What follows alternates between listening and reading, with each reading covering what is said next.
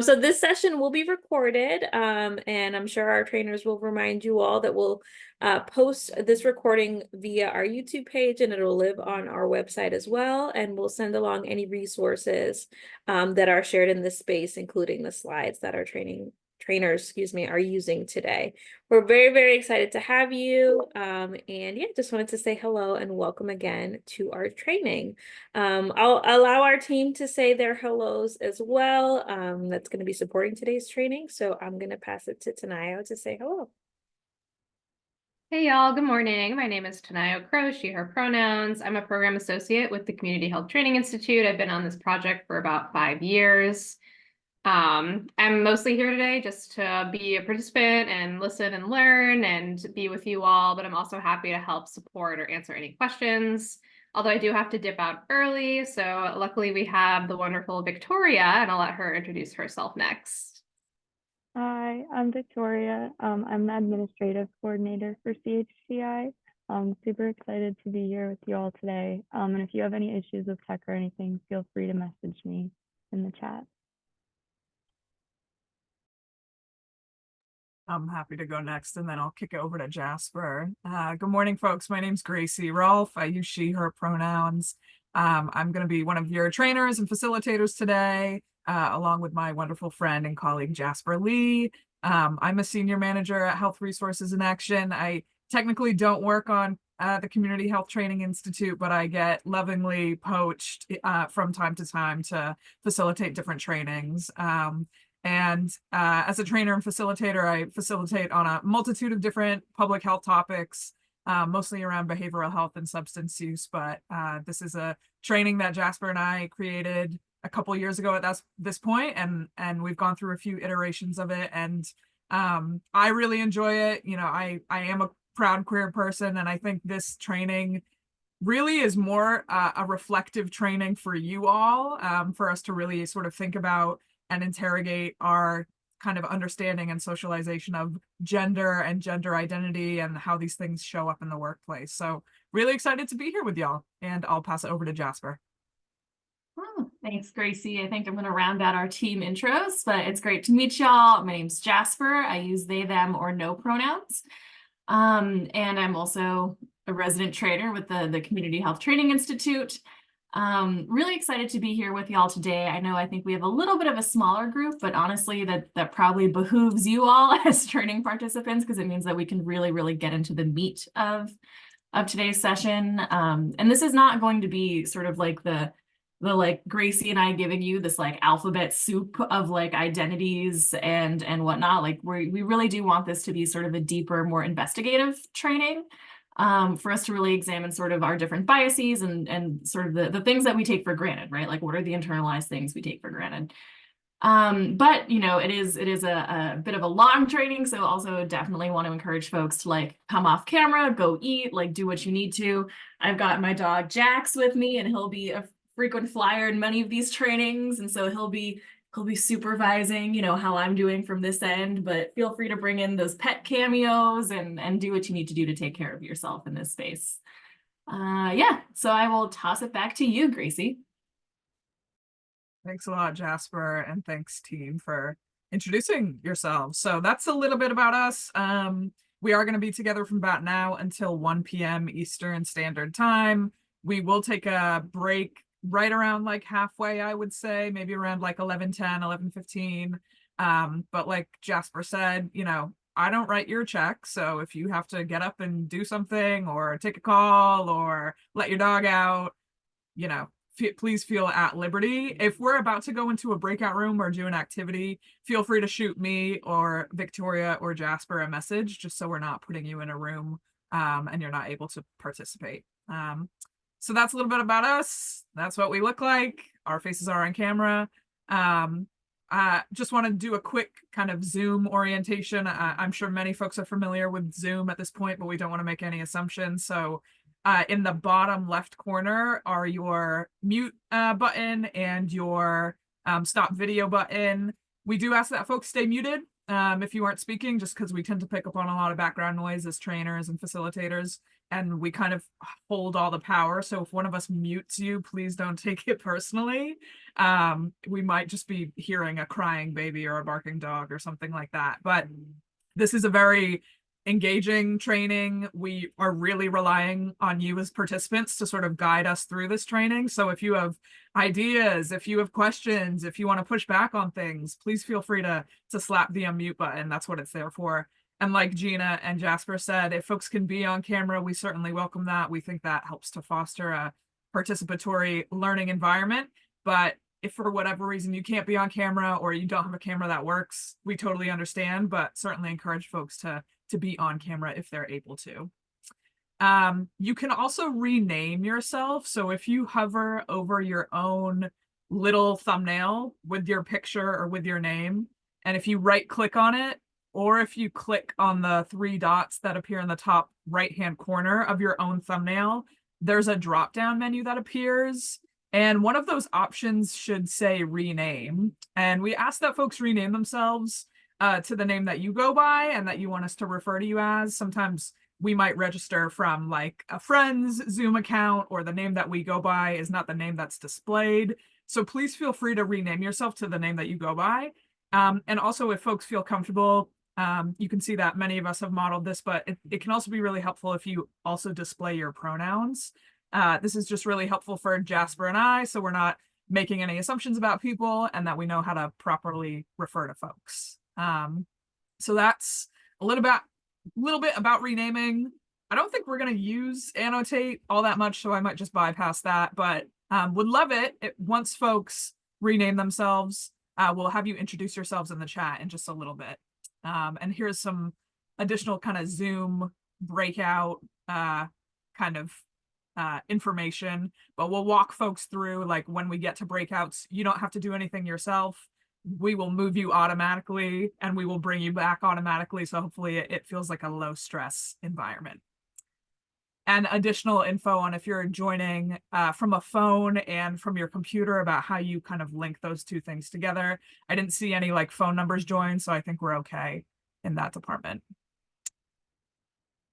And now we'd love to hear from folks. And I see that some people have started to join or introduce themselves via chat already. But if folks want to introduce themselves with their name, your pronouns, if you feel comfortable, what organization you're from, and maybe where you are in the world. And then quick little icebreaker. I don't like calling them New Year's resolutions. We're at the end of this year, 2023. But what's a hope that you have for yourself in this next year? Not using New Year's resolutions as like the icebreaker, but one hope that you have for yourself. And I see that folks have already introduced themselves. Let me scroll to the top. So we've got Catherine Reese in Middlesex Health, Middletown, Connecticut. Welcome Hope from Hope Rollins from Michigan Public Health Institute. Welcome Hope. We've got Sean, UW Health in Madison, Wisconsin. Welcome Sean. And welcome Rebecca Williams-Agee from the South Carolina Department of Health and Environmental Control. Welcome Licha, Beverly Children's Learning Center. We've got Madeline in Somerville, Mass. Welcome Kim, UW Health Madison, Wisconsin. Wow, we've got like not quite bi-coastal representation, but like Midwest representation happening.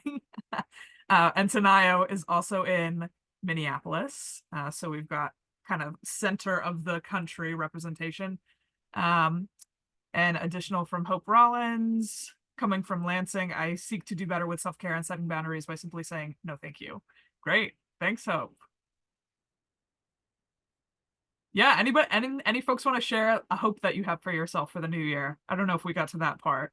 I'll give it maybe 15 more seconds if any other folks want to introduce themselves in the chat, who they are, where they're from, and a hope that you have for yourself for this next year. We've got Anna, social work intern at Center for Hope and Healing in Lowell, Mass. Welcome, Anna. I'm also happy to share quick, Gracie, too. So you're Go not ahead, just Jasper. like talking into the ether. Sure. But I'll share at least one hope, and this is more of a practical thing, I suppose, for myself for the new year, is just to be better about brushing our dog's fur.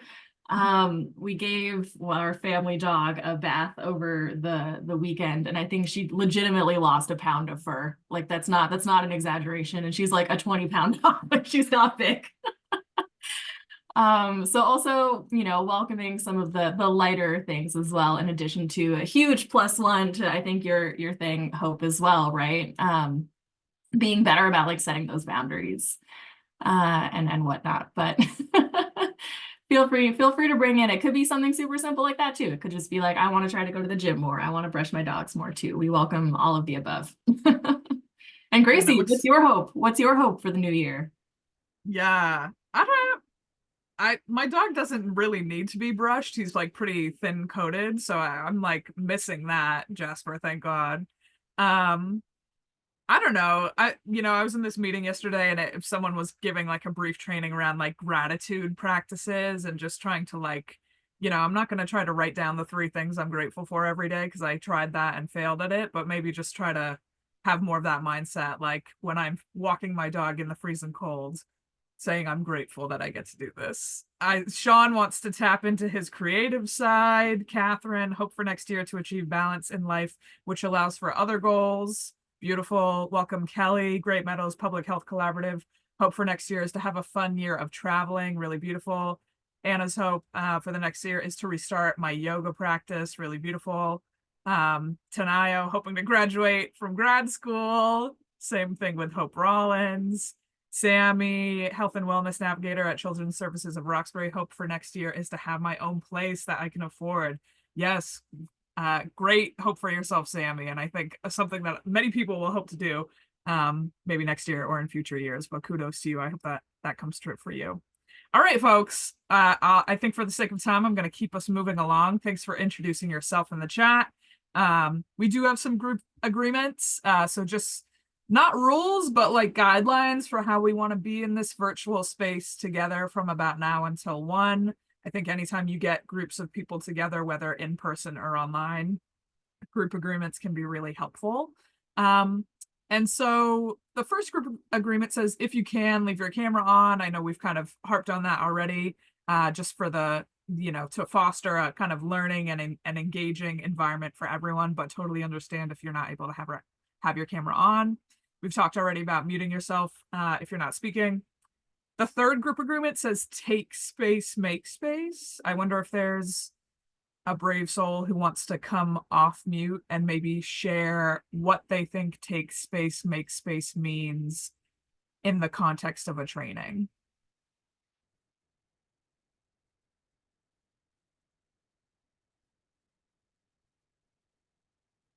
What is that group agreement? Hope, I see you came off mute.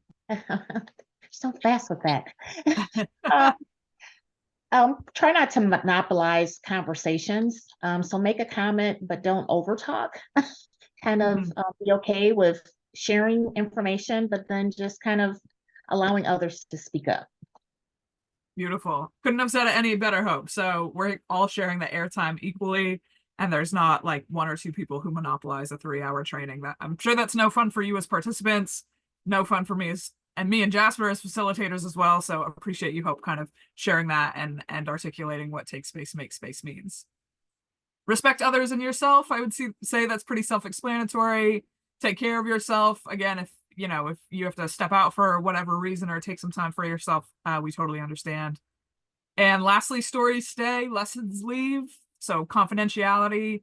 Of course, Jasper and I want you to take the lessons and learnings from this training, but just leave behind any identifying information or things that kind of, out someone or identify someone who is in the space. So these are our group agreements that we have together. And I see Sammy put in the chat, I think take space, make space is also about considering speaking up if you tend toward listening too.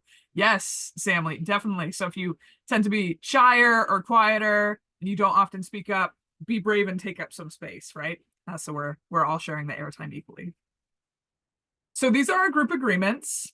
Wonder if these feel okay to folks. If you think anything's missing, we are certainly happy to add it and we can capture that in the chat. But if these feel okay to folks, would love to see either a physical thumbs up, or you can use the cute little reactions thumbs up at the bottom. But if these group agreements feel okay to folks, would love if you could just give me a thumbs up. Great. And especially for folks who are off camera, I see some thumbs coming in. Thank you. Great. So we'll stay with these. Just going to look quickly at our agenda and then our learning objectives, and then I'll hand it over to Jasper, who will kind of take us through the first section. So we're just wrapping up our welcome and introductions right now. We're then going to do a bit of a reflection in breakout rooms, kind of beginning to think about, you know, how we define things or separate things based on gender or people's perceived gender. Jasper will then also take us through a really powerful kind of historical piece, like historicizing queerness in this country and also across the globe. We'll then take a break, and then I'll run us through some language and defining terms. It's not the alphabet soup, we promise. We tried to make it not the alphabet soup, but something else that we think is engaging. And then thinking a little bit about theory, and then we'll close out. So that's kind of the flow of the agenda of what we have planned today. And then in terms of our learning objectives, so what we hope folks who are taking this training, what you will walk away knowing how to do, or what you will have done by 1 p.m. today. Hopefully folks will learn tools to examine their unconscious biases or assumptions regarding people with historically marginalized identities and how to address those assumptions moving forward. Understand how to advocate for LGBTQ+ communities without speaking for them. And also, and you know, Jasper and I have alluded to this a lot, delve into heart space work to find our way to genuine allyship. I think we should, you know, approach allyship not from the space of like, I'm doing this to help someone else, but I'm also doing it to help myself in the process, right? I think that's really what allyship means. So that's what we have planned for you all from now until 1 p.m. Jasper, anything you want to add that I might have missed? Nope. Right. You did great, Gracie. Awesome. Before I hand it over to Jasper, do folks have any questions, need any clarification, or anything that we can answer before we dive in?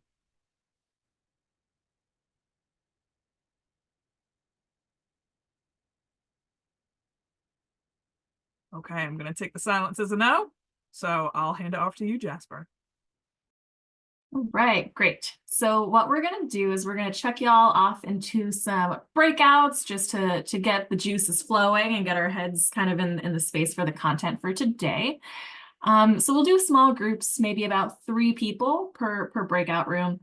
And we want you all to take a little time and just reflect and name some things that either reinforce or are reliant on some of these sort of things that are sort of taken for granted, right, in society at large, right? So in particular, we're thinking, and it's not inclusive, but not limited to, right, sort of the gender binary, right? This idea that like only men and women exist, right? And that there are two genders, and those are conflated with sex, and like those are the things, right? Heteronormativity, right, which is just sort of straightness, heterosexuality as the default. And then the nuclear family, right? So it's sort of this like white picket fence idea of like the husband, wife, and kids, right?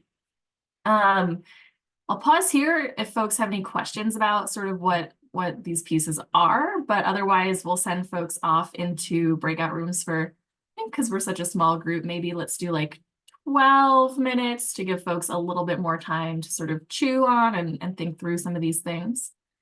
And yeah, no worries too if you're having no camera or audio problems. Come as you are, and we'll figure things out to try to make things accessible. But any questions about this before Victoria ejects you all into your breakouts? And just be prepared to maybe take some notes or be ready to sort of share back and debrief what y'all feel comfortable with.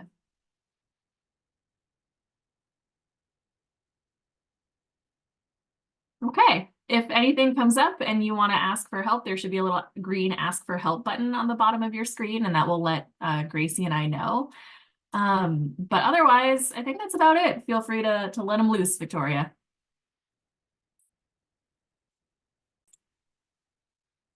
All right, welcome back, folks. Yeah, what were some of the things that y'all talked about? And I'll share as a facilitator, I'm always more than happy to sit in silence and just wait for folks to speak. So this is just sort of your forewarning. Gracie and I are also comfortable calling on people, but I don't think we're at that point yet. So I'll be quiet and just sort of let y'all share back, but just curious to hear sort of what are some of the things you all talked about.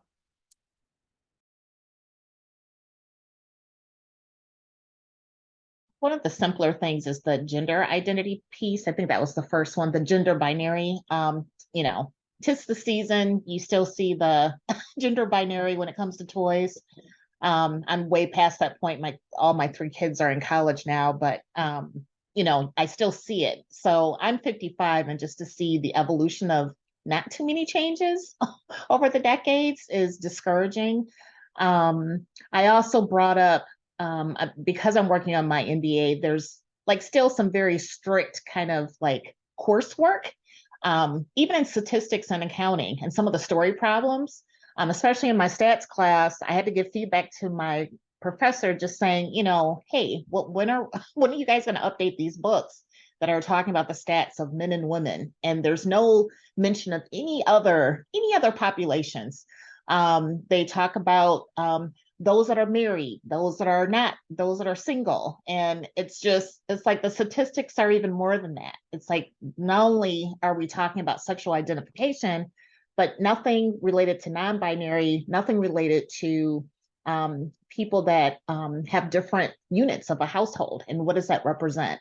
Because if it's missed at that level when you're educating students, imagine what's happening at the research level. So the research, me working in public health, it's very important that we are doing the work and being reflective of not only the populations that we serve, but also in providing better services. So yeah, at 55, I'm still like astonished of what I see and what I read.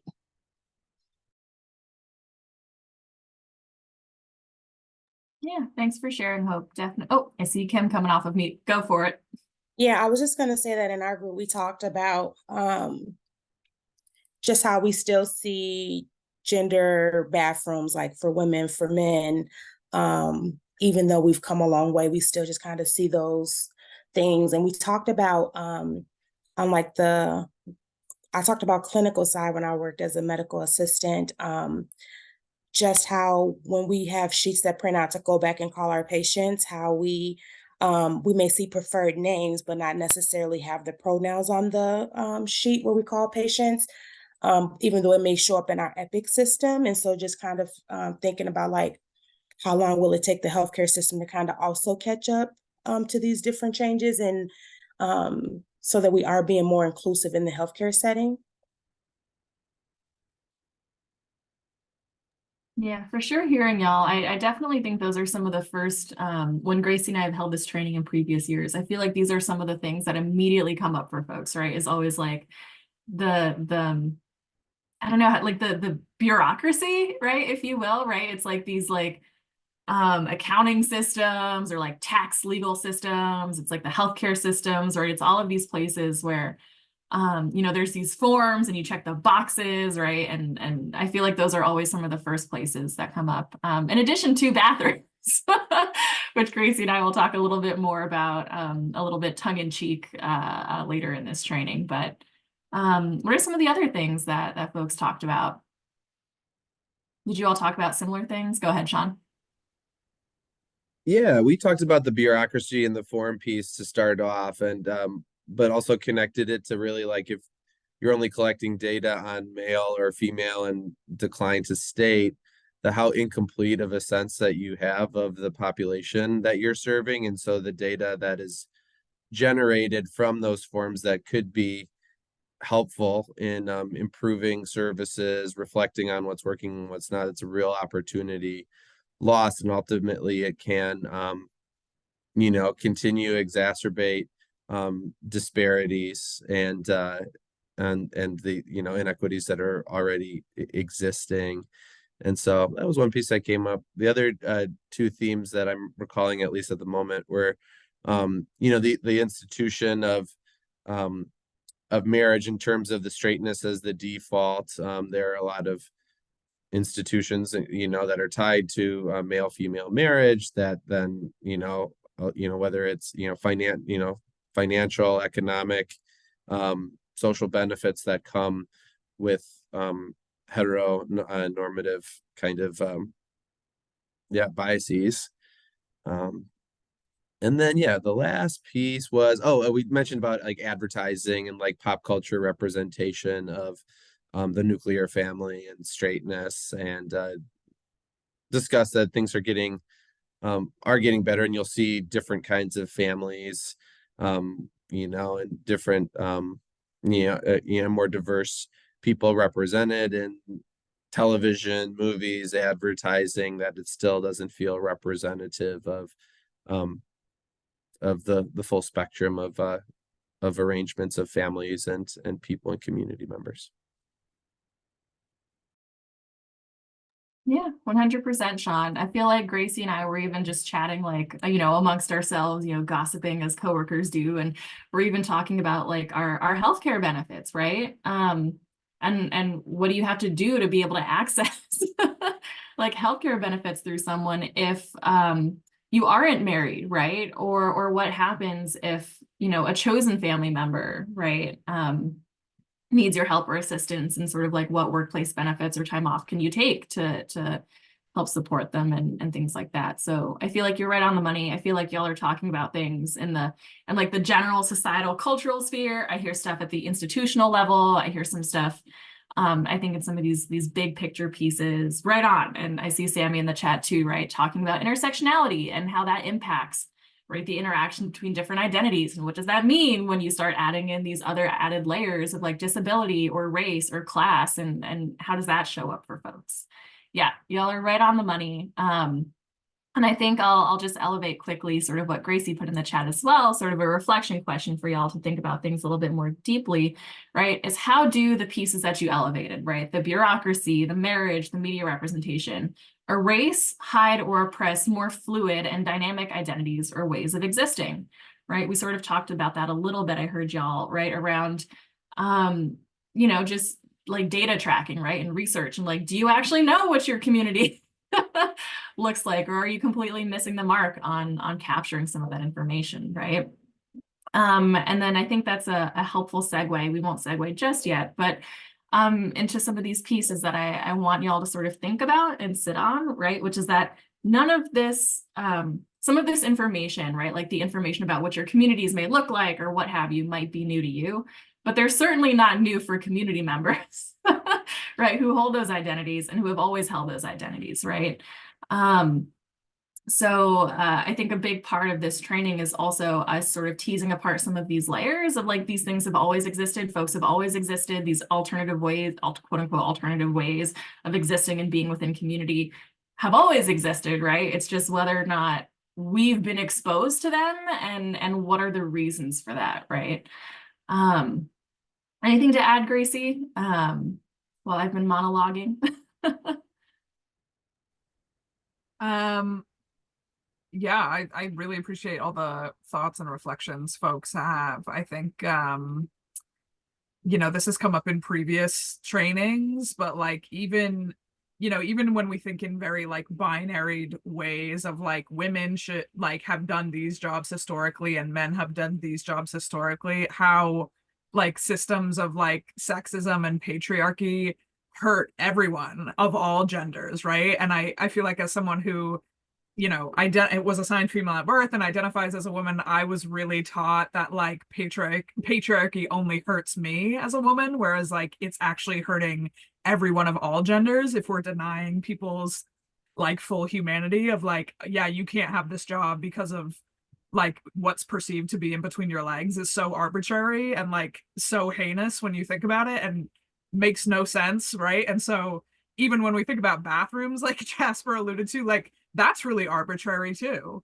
And so I think that was just like a real reflection for me, like growing up and sort of realizing like it's not it's not only hurting me, it's hurting people of all genders. So just want to lift that up.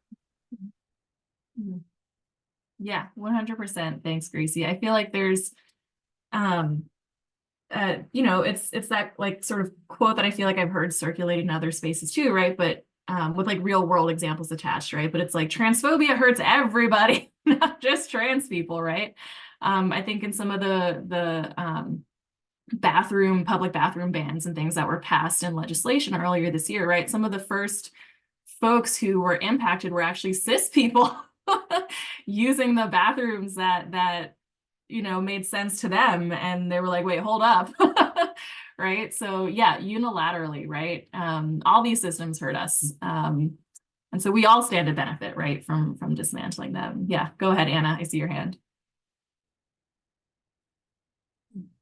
Just to jump in there, I think the transphobia kind of inspires like a sense of surveillance in the culture around like who's fitting into the gender roles and who's not. And because like the trans debate has been so like politicized and it's like so polarizing right now, there's just so many spaces where trans people can't fully express their existence. So that's super harmful. But back to it, like hurting everyone, like that type of surveillance hurts cis people, it hurts men.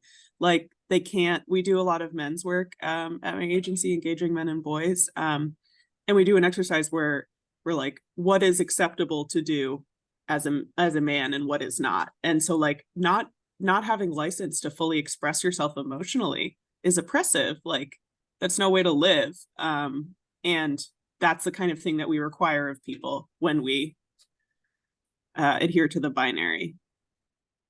Mm-hmm. Mm-hmm.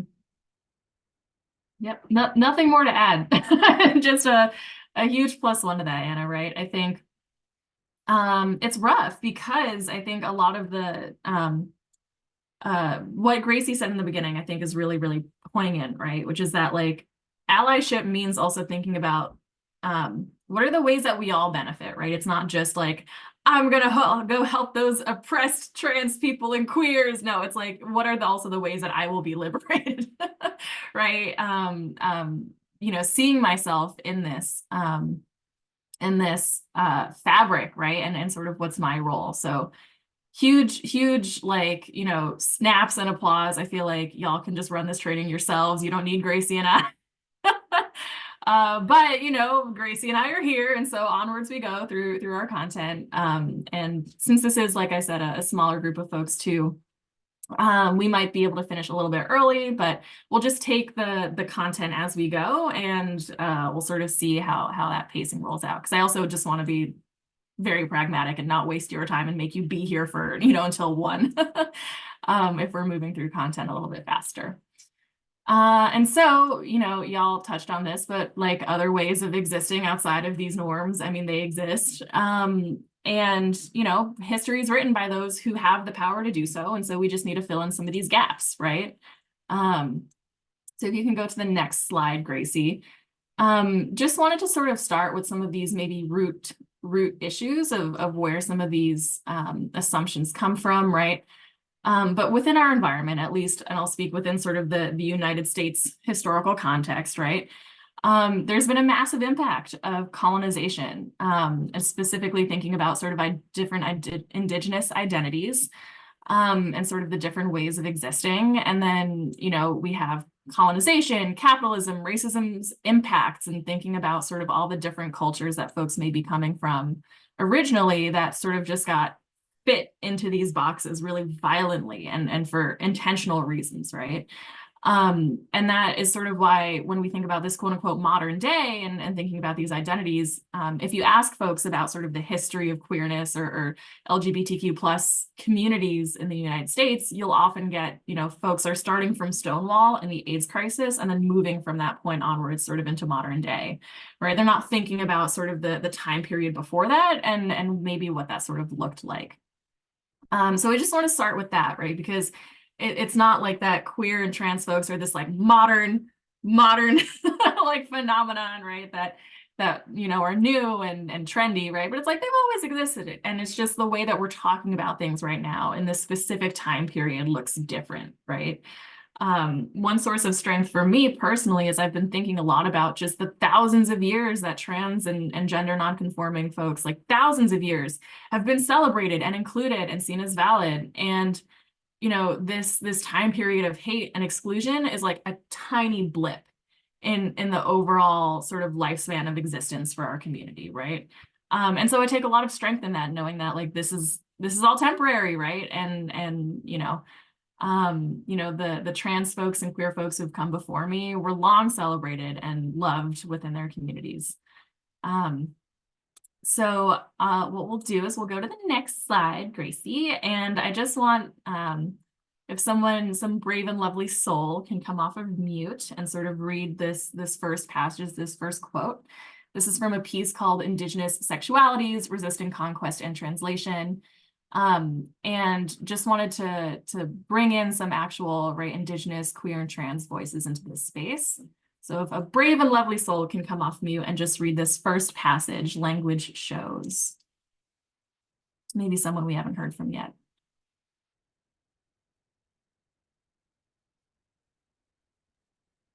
I can do it. Language shows that Indigenous queerness and in its own contextual realities predates the global LGBT framework. Yet Indigenous experiences are rarely perceived as a locus of sexual diversity. This is partly because Indigenous peoples are imagined as remnants of the past, whereas sexual diversity is associated with political modernity.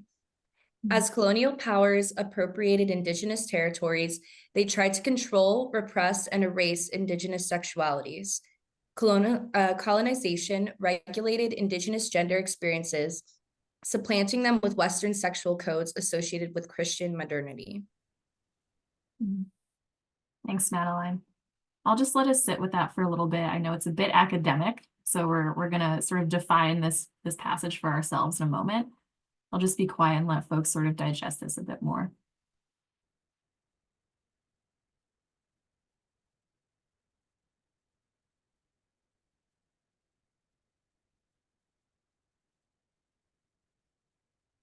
Yeah, anyone want to try maybe rephrasing some of this denser academic language and tell me sort of how you're understanding this? What are you taking away from this?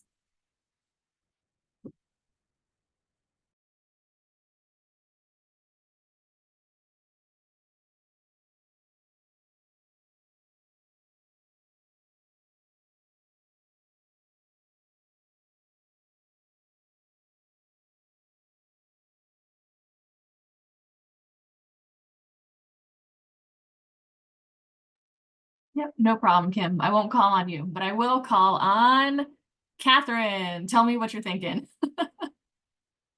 Sure, Jasper. So what comes to mind to me when I read this is especially regarding the second paragraph. I think about how this is a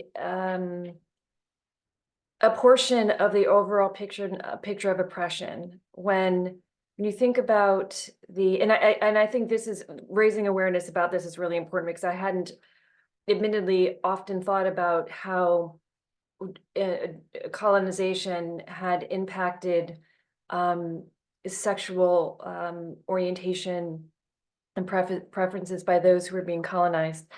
So it really creates an additional, more expansive picture of horror of colonization, of how identities were repressed, and especially sexual identities as well, and imposing this Western culture onto one of many different identities. So it just really has opened my mind and understanding of what I know to be the horrors of colonization in a different way. So I hope that makes sense. Yeah, 100%. No need, don't qualify your language. You made perfect, clear, concise sense. And I feel like I saw some folks sort of nodding their heads as well too. Yeah.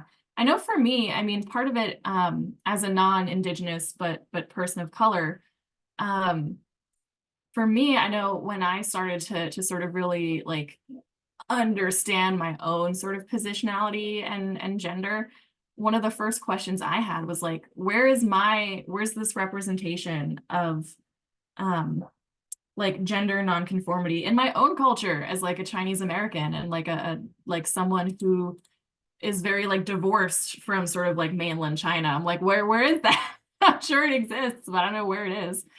And I think that's part of, you know, like what's also lost, right? Is like this global, quote unquote, right? This global LGBT framework, right? It's like this alphabet soup, right? Is kind of what it's alluding to, right? Like this alphabet soup might be like new as of, you know, a couple decades, but we've always had other ways of existing. We might not know about them, but they've always existed.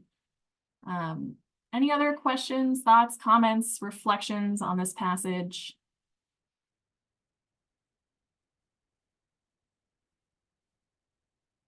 Gracie, anything to add? I think just piggybacking off what Catherine shared, like really, you know, when we see the sort of like vitriol and like hatred and like othering of like queer and trans people is like the moment like settlers arrived like on this continent, right, and other continents. Because prior to that, like people existed harmoniously, right? And like Jasper said, people of other genders were celebrated in their communities and lifted up and held up. But it's when like the arrival of colonization or like when the colonizers came to the shores, like that's when things shifted and changed. So just to piggyback on, like that didn't exist prior to colonization. So I really resonated with what you shared, Catherine. And this is, you know, one piece in the a really like a horrendous, like insidious legacy of colonization in this continent and in other continents as well. I'm putting this in the chat too, but huge like, woo, like see, y'all don't even need Gracie and I, but right on, like Sammy putting in the chat, right? It's as if our society has been compartmentalizing sexual identities and gender identities to different timelines, right? It's like, you know, trans and queer people, like we're so modern, like wow, like look at how far we've come and like being progressive and allowing other people and folks and ways of thinking and loving like to come to the forefront. And it's like, well, okay, but like historically, right? Like, you know, there's something to be teased apart there, right? And if we go to the next slide, once again, sort of, this is once again just within sort of our own US American context, right? But as we think about this colonization like time period, and then we move sort of forward through this historical timeline, we sort of think through sort of right the 1600s to almost like the late 1800s. We start thinking and teasing apart some of these impacts of colonialism and slavery, right? This like flattening of identities that Sammy's talking about in the chat, right? Like this need to sort and differentiate, this like forcing of binaries, right, on folks. Not just gender, right? But we also got to think for sure about race in particular in this time period, right? And landholders and landlords and like the ability to access generational wealth, all these things, right? It's all flattened. It's very hierarchical. It's kind of how we think about it. And like, this is the time period, right? Of like the 13 colonies and antebellum. And then we get to the Civil War and blah, blah, blah, right? And then as we move into sort of more of like the 1900s, we start moving to quote unquote, what we think of as modern day, right? With like this industrial revolution and, you know, that's when we start thinking about like US history with like all the smokestacks and mills and factory boom and all these, you know, blah, blah, blah period, right? We start thinking about these advances in science and medicine, and we start moving into like the Great Depression, World War I, World War II, right? And really what's happening is we see as sort of like capitalism is really taking firmer hold and mature as we move into late stage capitalism. This is when we also start to quote, you know, think about modern day, right? This is where the social unrest and like pushback against this kind of happens, right? We think about the civil rights movement. We think about modern policing, right? That's a whole other training, right? The impact of the police state and modern policing on folks of different intersectional identities, right? But that's kind of the timeline that we're moving through. And sort of with this seed planted in your heads, I just kind of want you all to think a little bit about like, okay, so what are the implications for this flattening of binaries and this like colonial legacy as we move through each of these different phases of history, right? What does that look like? How are folks coping and thinking and pushing back and continuing to exist as we move through sort of this timeline, right? And I mean, as a trainer, I certainly don't have all those answers at all. But just want you to sort of think about, and no problem, Sean, think a little bit about sort of what that might look like, right? And sort of what's the through line here. And then if we can go to the next slide, this is sort of what people kind of have in their heads when they think about sort of like the history, quote unquote, of like LGBTQ plus communities in the US, right? But when we think, I want to specifically start from the civil rights movement and not just Stonewall, right? Because so much of liberation in this country is like credit where credit is due, right? To like Black leaders and Black community leaders championing this equity and self-determination for their communities.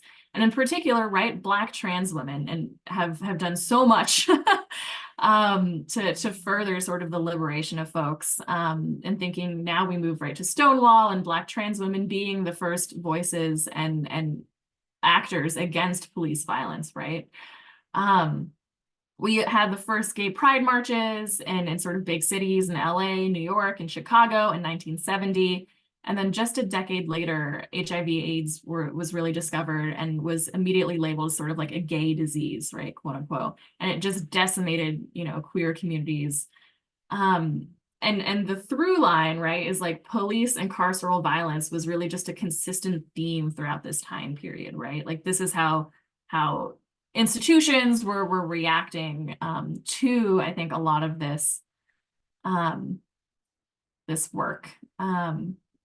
I know it's not maybe the most, optimistic framework maybe that I'm putting forward, but just wanted to maybe connect a few more dots, right, as we think about some of this history. Any questions, thoughts, reflections before we move to a little bit of a brainstorm?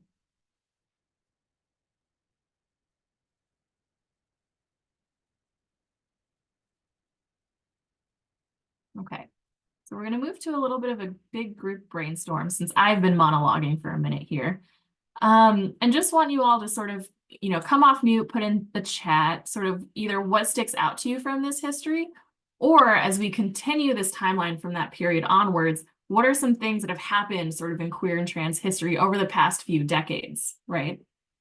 An easy one that I'll sort of lob off to you all, right? Is the Supreme Court case, right? That happened like, about a decade ago where like same-sex marriage was like finally finally legalized, right? In terms of an institution, like a legal institution. But what are some of the other things that have popped up over the past couple decades as we continue this timeline to today?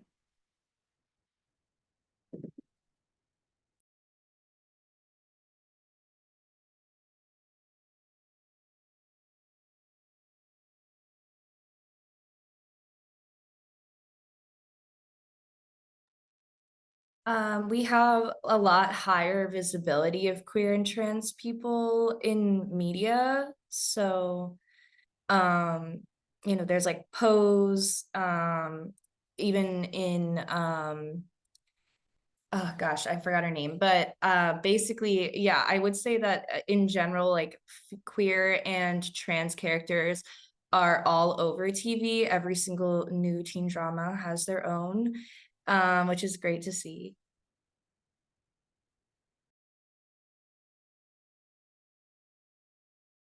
Yeah, so we've got a little bit more visibility in terms of like media, film, maybe pop culture. We have same-sex health insurance coverage as another one. We have higher recognition of authors, right? Who wrote the author's piece? Tell me more. Oh, it was me. Bell Hooks has always been one of my favorite authors. But there's just a more, I'm not sure if people are reading more past authors that are still writing, but I also see a rising of younger authors that are willing to come out and share their stories. I think sharing their sort of lived experiences is very powerful, especially as it pertains to coming out to their parents, to their loved ones. It just takes the stigma out a little bit. And we just need more of that. The other thing, in terms of just those traditional sports, when you think of the Olympics, when you think of like basketball, or like rap, rap artists that are coming out. I mean, I never saw that in the 80s. Again, I'm 55, I'm from Detroit. Rap was all the rage. If any of the rappers back in that day would have came out, like if Queen Latifah had came out back then, I'm not quite sure how famous she would be now, to be quite honest. But now, it's just, it's great to see people operating and living in who they are, as opposed to living what they view as being accepted in society. Again, we need to evolve. I just feel like we've been going backwards a little bit. So yeah, I can go on and go into the whole Trumpism, but I won't get political. Well, as more brilliant folks than I have said, right? The personal is political, right? This is political whether we think about it that way or not. And I see other folks as well adding some of these other pieces, right? We may have more of these beautiful authors and who are speaking their pieces. We also have, as Catherine put in the chat, book bans that are also happening, right? We have some victories, and then we also have some not so great things, right?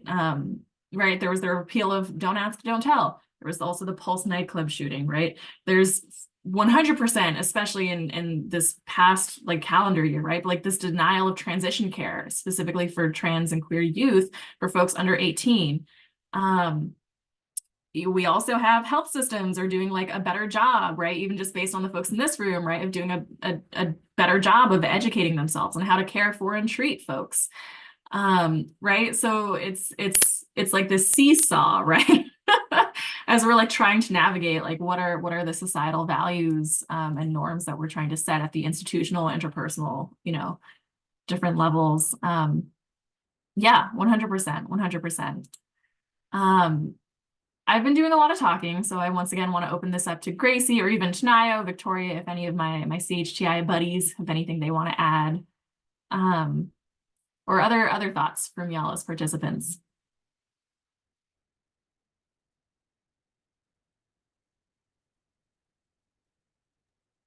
Yeah, I feel like just reading through all of this, and I know that we've referenced Bell Hooks already, but Bell Hooks is such an incredible writer. And I think when she writes about topics of gender, I think the reason why, and this is maybe just opinion, but I think it's widely held, why queer and trans people are so vilified and criminalized and demonized is because we are standing in our truth and we are showing people a world that's possible that maybe people who are not queer or trans couldn't fathom, right? And it's scary that you have a group of people who know who they are and know what they want and want to express themselves however they want to express themselves.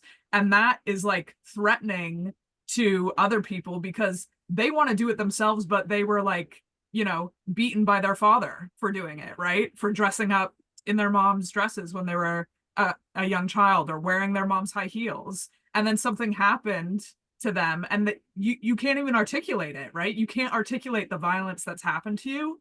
And I feel that is why there's so much disdain and vitriol, is because you actually other people want to be standing in that same truth that queer and trans people do. Which is, I think, what's behind a lot of these bills. Honestly, it's not really about the logistics of it. It's because people are standing in their truth and other people can't deal with that. I think it might be a hot take, but that's just me. Yeah, and I also see too, right, that pushback, Gracie, right, that's why I feel you're right on with the seesaw, because it's the personal and then it's also the institutional, right? It's to be frank, it's also what is profitable, right? Yeah. Anyway, I also see Kim putting in the chat as well. Religious institutions are also starting to become more welcoming, right? Like I was raised Roman Catholic, so I feel like when Pope Francis was made Pope, that was like a whole big thing because they were like, oh my God, he doesn't hate the gays. But yeah, there's definitely this trajectory that we've been moving on, I think, at least from like a societal cultural piece, in terms of that visibility and that acceptance. And recent, you know, maybe the past 100 years, right? We sort of did cover that timeline. Any other thoughts, pieces? The next piece we have coming up is just a quick break. I also want to leave it up to you all too. I mean, we can continue to power through some of this content since we're moving on pretty fast as a small group of people. I'm also happy to give you all the break. We can give you a break at a later point in the training. How do y'all feel about just continuing through some of this content while we've got our steam rolling? All right, give me a thumbs up if you want to just keep on going. I see Kelly in the chat saying, let's do it. See a thumb from Anna. I'm seeing some head nods, thumb from Hope, Catherine agree, Kim, great. All right, onwards and offwards we go. So I'm passing this off to Gracie for this next part. Great, thanks Jasper. And thanks everyone for your really great participation and thoughts so far. So I feel like at this point in the training, you know, is maybe where we would give you like the glossary and alphabet soup of like, here's what all the acronyms stand for. And really lovingly, you can just go to Google and do that. And it's like, it's not really a great use of our time, quite frankly, but we really just want to come at this and say that, you know, all of these things, regardless of whether it's gender identity, gender expression, even your sex or gender assigned at birth, who you're physically attracted to, who you're emotionally attracted to, all of these things actually exist on a spectrum, right? And I know there's a lot of debate around like biological sex, like, you know, your external anatomy, but that's actually just one thing that we take into consideration when we assign someone a gender at birth. But there's a lot of secondary characteristics that we're not even thinking about, or we're not even looking at when we assign someone their gender when they're born. We're only looking at what we can see, right? What's external anatomy between someone's legs. And we know that a lot of people have different secondary sex characteristics, right? Or different like makeups of chromosomes that actually might not fall neatly in line with what we've assigned someone at birth, right? So all this to say that gender identity, gender expression, even our sex assigned at birth, like it's not super binary. We know that some people like fit really neatly into you're assigned female at birth. You might identify with that. You might, you know, present like stereotypically of what we might assign as being masculine or feminine. But all to say that these things exist on a spectrum, right? And I really want us to interrogate some of like the socialization and conditioning that we've been taught to even think about like sex as being binary when we know that it's not, right? Even in past years, there's been a lot of research that has come out that says we're actually only looking at one thing to determine someone's sex or gender, but there's like a whole slew of other things that we're not taking into account, right? Like hip width, hairline, facial hair, like body placement of hair, like all of these things are secondary that we don't really consider that actually might be really important to people. So I'll just let folks sit with that for a minute. You see some things came in the chat. Yeah, so people just adding on to what Madeline said of denial of transition care to people under 18. Yeah.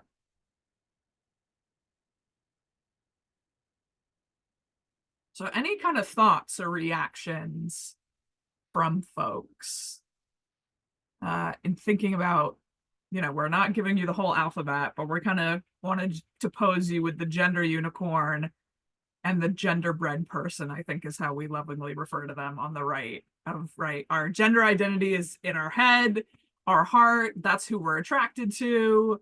our sex is like the external anatomy of what is in between our legs. And some of these things might not like add up, right? Or like not be aligned. And then our expression is our expression, like, and our expression has nothing to do with our sex or our gender identity necessarily, right? How we're outwardly expressing ourselves.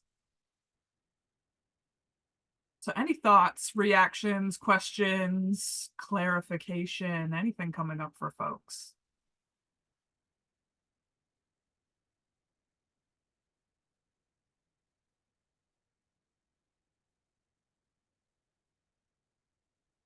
Jasper, anything you want to add? I don't think so. I mean, I think I feel like we're somewhat beating a dead horse. We're like, I feel like this hopefully should be, you know, like groundbreaking information at this point in the training or whatnot. But yeah, I mean, I at the end of the day, right, it also comes down to I feel like we've heard this a lot, just like, you know, in social media or whatever the past couple years, but like you don't have to understand to respect is the other piece, right? Like we're offering up some of these tools to like maybe help with like understanding or like fitting your own self kind of into like what are these different buckets and like making sense of things. But you don't have to necessarily understand to respect, right? You know, and I think that's sort of like what we're asking for, right? So just tossing that out there to munch or chew on, but nothing really to add from that perspective. Thanks, Gracie. Thanks, Jasper. Oh yeah, and I see that tonight. I just had to hop off. And Sammy saying, yeah, you don't have to understand to respect truth. Yeah, totally. Yeah, you might not understand, like, it's funny because like I heard someone say people can grasp and understand the complexities of like fantasy football and like sports brackets, but you don't want to take time to like learn someone's pronouns, right? So you actually have the effort, you are able to do it, you're just prioritizing where you're like putting your time and energy and effort, because like this is actually far less complicated than like my NCAA like sports bracket in March, like trying to figure out who's going to win the NCAA tournament in basketball or my fantasy football league. So appreciate you lifting that up, Sammy and Jasper. All right, folks. So we've kind of alluded to this already, and maybe we can just like quickly popcorn these out. And maybe Jasper, if you could paste these in the chat as well. Oh, thank you. And Victoria did it. Thank you so much, Victoria. And we'll maybe capture these on the next slide, maybe not, but I would love to hear, we've sort of alluded to this already, kind of reflected on this a little bit in our breakout room, but I just want us to kind of think a little bit deeper, dig a little bit more, and think about, as a society, what do we divide based on gender besides people? I know Hope already alluded to like toys, right? Which is like arbitrary. What happens if people act or express themselves in ways that don't fit gendered expectations? So we've kind of already alluded to like what happens to boys and men who maybe are putting on their mom's dresses or wearing their mom's high heels. Like what else happens to people if they don't fit gendered expectations?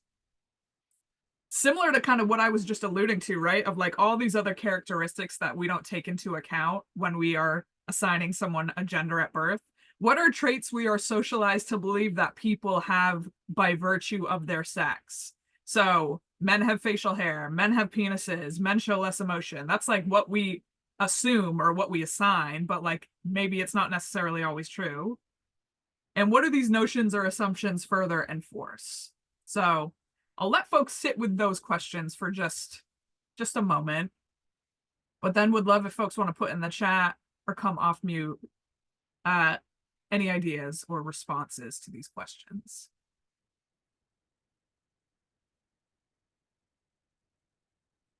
And I'll go into the next slide and we might capture some of these. Okay, so Licha saying in the chat, we have a parent who actually left our preschool because they came to pick up their son and their son was in a dress. They said, if you don't take the dress off of him, then you are very wrong and should be ashamed of your program. Yeah, thanks, Lecha. So like the sort of expectations or the like stigma from outside forces, right? Of like what we perceive if you let your child dress this way, even if we didn't assign them a gender. And y'all, clothes are like, it's genderless, right? Like clothes are clothes to like express ourselves and keep us warm or keep us cool or keep us looking good. They're not gendered, right? But we have made them gendered in our society. Kim saying roles, so maybe gendered roles. Kim, do you want to expand more on that? Yeah, so I guess when I say roles, I guess like they assume that women should be the ones that are taking care of the kids, cooking the meals, things of that nature, where I feel like now those roles are kind of changing, where men are also stepping up and being stay-at-home dads and things like that. But I just, when I think of, you know, how it's gender is divided, roles just really sticks out to me, because I feel like this always just kind of have been in our face, how you should act as a woman, how you should act as a man, and kind of like your role in the relationship. Yeah, thanks, Kim. And why was that? Because women literally were not allowed to work until men went off to war, right? Like women could not hold jobs legally. So it's no wonder that this is like really ingrained into us. And maybe I feel like it's becoming more and more accepted, especially in like a heteronormative or heterosexual couples, for men to be stay-at-home dads and for, you know, maybe their wife to go out and work. But still, I feel like there's kind of a stigma or like some shame that maybe is attached to some of those situations. So thanks for lifting that up, Kim. Other thoughts from other folks? Well, another piece I'll add too, right, Gracie, you're making me think of, I mean, it's just a continual unlearning process too, right? Like the way that these roles are ingrained. Like a personal experience I think about is, so like a few years ago, I was living in a you know, a house, an apartment with a bunch of other roommates, and we were all trans. And you know, the people who did actually the majority of the domestic labor were actually like myself and other trans mask folks, because we were socialized to as women growing up, right? Like there was like this internalized domestic chore that we all had, even though we were like a house entirely of trans people, and like trying to unlearn these traditional roles, and like trying to, you know, like we were all close, we were all friends, but like the way that it manifested, we were just like, damn, wow. like this goes really deep, and that actually sparked like a larger discussion amongst us in our house of like, okay, like we really got to think through like what are the different ways that we want to show up for each other, and that we want to unlearn this, because like this is actually kind of ridiculous. Right. And you know, I think that was a really productive conversation, but it just goes to show, right, it's the ways we've been socialized too, right? It's not just necessarily how we identify or the ways that we show up in our expression. It's like it's very deeply rooted. So just a big +1 to that, Kim. Thanks, Jasper. Really poignant reflection. Yeah, I really like that. Anything else that folks want to add before we kind of like move through an activity that highlights the ridiculousness of separating things based on perceived gender?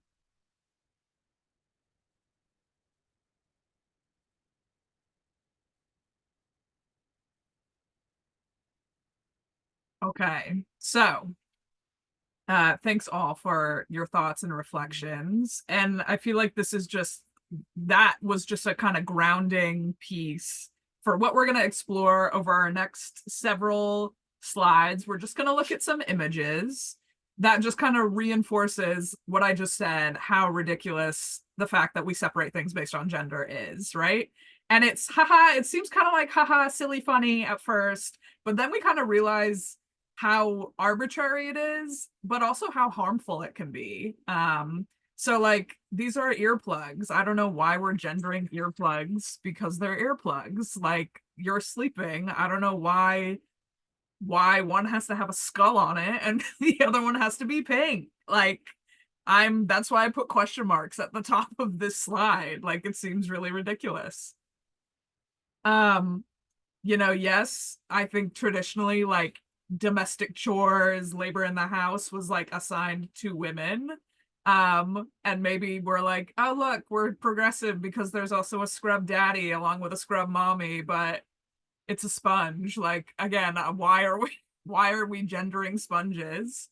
Seems silly. We've got, you know, already the sexism starts early, y'all, right? Boy genius, right? He's gonna be really smart, he's gonna go to Harvard, he's gonna become a lawyer, and you know, babies that we assign as female as young girls, I'm ready for my selfie. It's all about vanity, it's all about my looks. And that's really harmful. That's really sexist. Along with just being ridiculous, it's just like really harmful. Don't get me started. It's the same like anti-chafe bomb. Like skin is skin, right? I don't know why there's one for men and one for women. Again, it's the same product. You literally are just putting one in a pink thing and one in a blue container versus a pink container. And then you know, we could do a whole training on like the sociology and politics of gender reveals, but also gender reveals are like, what, fine, like you do what you want, but also what are gender reveals like reinforcing? Like, I feel like I keep watching these reactions on social media of, you know, a family that has 3 girls, 3 daughters, and this family was getting ready to do a gender reveal for their 4th child. It was another girl, and the dad like flipped out, right? It's a heterosexual couple. I'm guessing he really wanted a son, whatever that means. The pink shot out of the cannon, and he was pissed, right? Because what is that? What's that reaction from? You all tell me. When someone is mad about what the gender of their child is going to be. Madeline. I was gonna say their reaction comes from I think more deep-rootedly like the fear that their child will experience violence, like gendered violence essentially. Not just like, oh, I'm gonna bond with a son better, but like also like, oh, I wanted a son because if I have a daughter, then I have to like confront what I have done. And I put this in the chat, but like everything costs more. So like I honestly did something really quick and I just looked at that body balm like for her versus the other one. The for her one cost $1 more and it's like half an ounce less in product. So like there's a couple things I guess to be mad about. The pink tax is real, right? That's what we call it, the pink tax, where like women's products, whatever that means, are taxed are more expensive essentially than men's products. So thanks for highlighting that, Madeline. And I think you're right on. Like, I think in the context of heterosexual couples who are about to have children, in what I've seen on social media, men who have a reaction to having a daughter, when, you know, if they're like upset or angry, part of me is like, oh, because they can't like play sports with their daughter when you can play sports with whatever gender your child is, if that's what your child wants to do, right?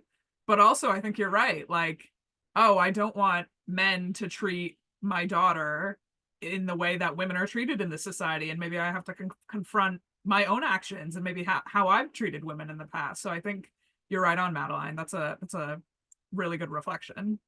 And Sammy saying in the chat, how weird is it that people say things like, I want to have 2 kids, 1 girl and 1 boy. You can't control that aspect of your child's identity. Right on, Sammy. Yeah, you can have 2 kids and see where it goes. And maybe you can assign them a gender at birth and that might change, right? I'm like not saying like, let's do away with assigning a gender at birth if that's what you want to do, but just be open to the fact that that might change for some people, and it does quite often. Right? Okay, so this, oh, Anna, I'll go to you. I'll go back to this one. Go ahead. sorry, just it just when we're talking about where this comes from, another thought that I had is how these gender roles are passed down. And it's like you know, the parent has to kind of do their own work to not pass this down, because in this situation, it's like this dad who really wants a son whose personality is guns and like, you know, whatever, desperately wants to hang on to that and is excited to have a child that they can also indoctrinate into that to make it to validate themselves as opposed to and exerting that type of control, that type of gendered control over your kids is really, really harmful for trans and queer kids specifically, but also everyone. Yeah, right on, Anna. So like I'm gripping onto this thing. I'm gonna make sure that my son like is molded into this person that I want them to be and put them in activities that I want them to do. Yeah, and I think a lot of kids reject it, and especially a lot of queer and trans kids reject it, right? So appreciate you naming that. Thank you. Jasper, go ahead. Yeah, I maintain, I don't think they need us, Gracie. I think I think this training could just be run without us. But yeah, I mean, even in the I love this image that I know you spent 5 seconds finding on Google, but because right, there's such a clear conflation in terms of like gendered violence as well, right? Like team ruffles versus like team rifles, right? And like what the implications are about that, right? And the ways that children think are just, it's so much more fluid and flexible. Like I remember being told a lot as a kid, like, wow, like you're such a tomboy, like you'd like whatever. I like to play with my you know, like my Matchbox cars instead of like Barbie dolls, but my Matchbox cars still had all the cute drama that you would associate with Barbie dolls, right? Like the helicopter was a princess and, you know, whatever. And it just never made quite sense to me because I was like, I like my overalls, and also I fucking I hate bugs, right? Which I feel like is like a very like feminine thing, you know, like the girls go on like the playground when there's like a worm or whatever, and the boys are like, oh, let's go touch the worm. Like never made any sense to me. I was just like, I'm a kid and I find worms disgusting and I like my Matchbox cars and like that's about as far as it goes. Right. But you know, it just goes to show, right, a lot of the ways that you know, we think about these things is very societal, and it's passed down intentionally, right? That's you know, just all that I will add to that, right? Is there's a reason for the way that the things are trickling down, right? We just didn't wake up one day and we're like, gendered earplugs, that'll be a moneymaker. Right? But anything else to add, you know, folks, go for it, but I don't think you need Gracie and I. Thanks, Jasper. Yeah, and one thing I also want to share that I feel like I was reflecting on as folks were sharing is like like Jasper was alluding to, two things can exist at the same time, right? You could like the rifle and you could want to wear the dress as someone who was like assigned male at birth. Like those things could exist at the same time, but we as our society are so hell-bent on like putting people into these like violent, narrow labels and boxes that we couldn't even imagine a world in where like those two things could exist at the same time, or someone could do both of those things at the same time.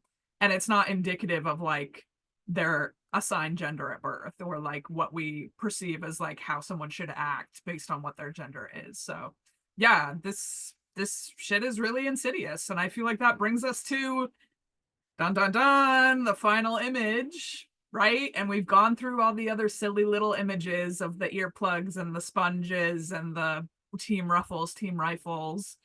But then we get to bathrooms, right? And this is also, you know, it's harmful. And I don't want to say it's comical, but like when we start gendering earplugs, we then get to gendered bathrooms, right? And we've sort of just harped on the fact that splitting things up by gender, like, doesn't really make a ton of sense, right? And is actually quite arbitrary. So yeah, let me go to this next slide and we can have this kind of larger discussion as a group. Now not that we have to harp on it too much, because I feel like we've already had a really rich conversation so far. But how do we see a concept such as gendered earplugs then connect to a concept like gendered bathrooms? What would a world or society look like that is not bound by societal norms or expectations around gender? And how can we challenge ourselves to undo, right, or unlearn, like we've alluded to, undo the deeply held assumptions and beliefs that we have about gender, heteronormativity, sexual orientation, et cetera, et cetera? I know those are three kind of deep, probing questions, but wonder if there are brave souls who want to come off mute and try to answer some of them for us.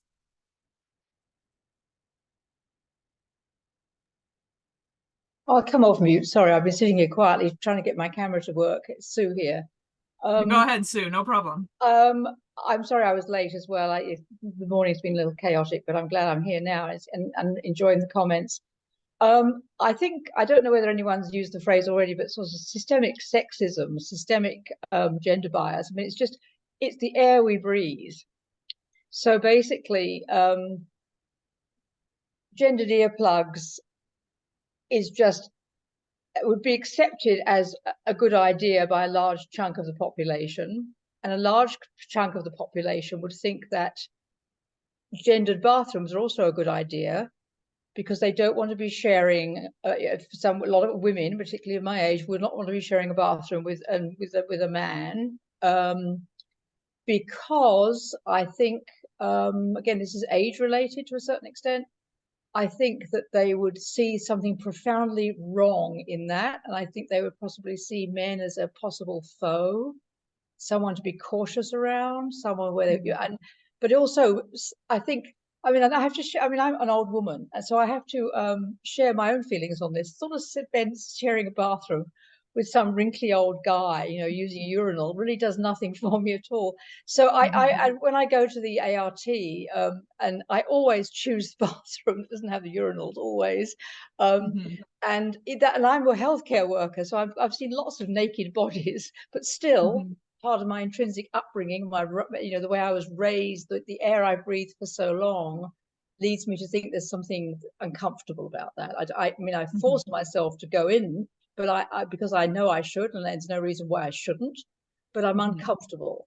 And it's rather like the theme of today's discussion. It's sitting with that discomfort, I think, is what most people choose not to do if they're just, for instance, rushing to a bathroom in the interval in play or something.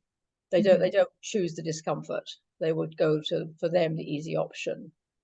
And I just think that, and it starts, you know, just so young. I mean, I have two little baby grandsons, and one of them's going to preschool, and you know, they don't go in the bathroom as girls. I mean, and they're 4, you know, and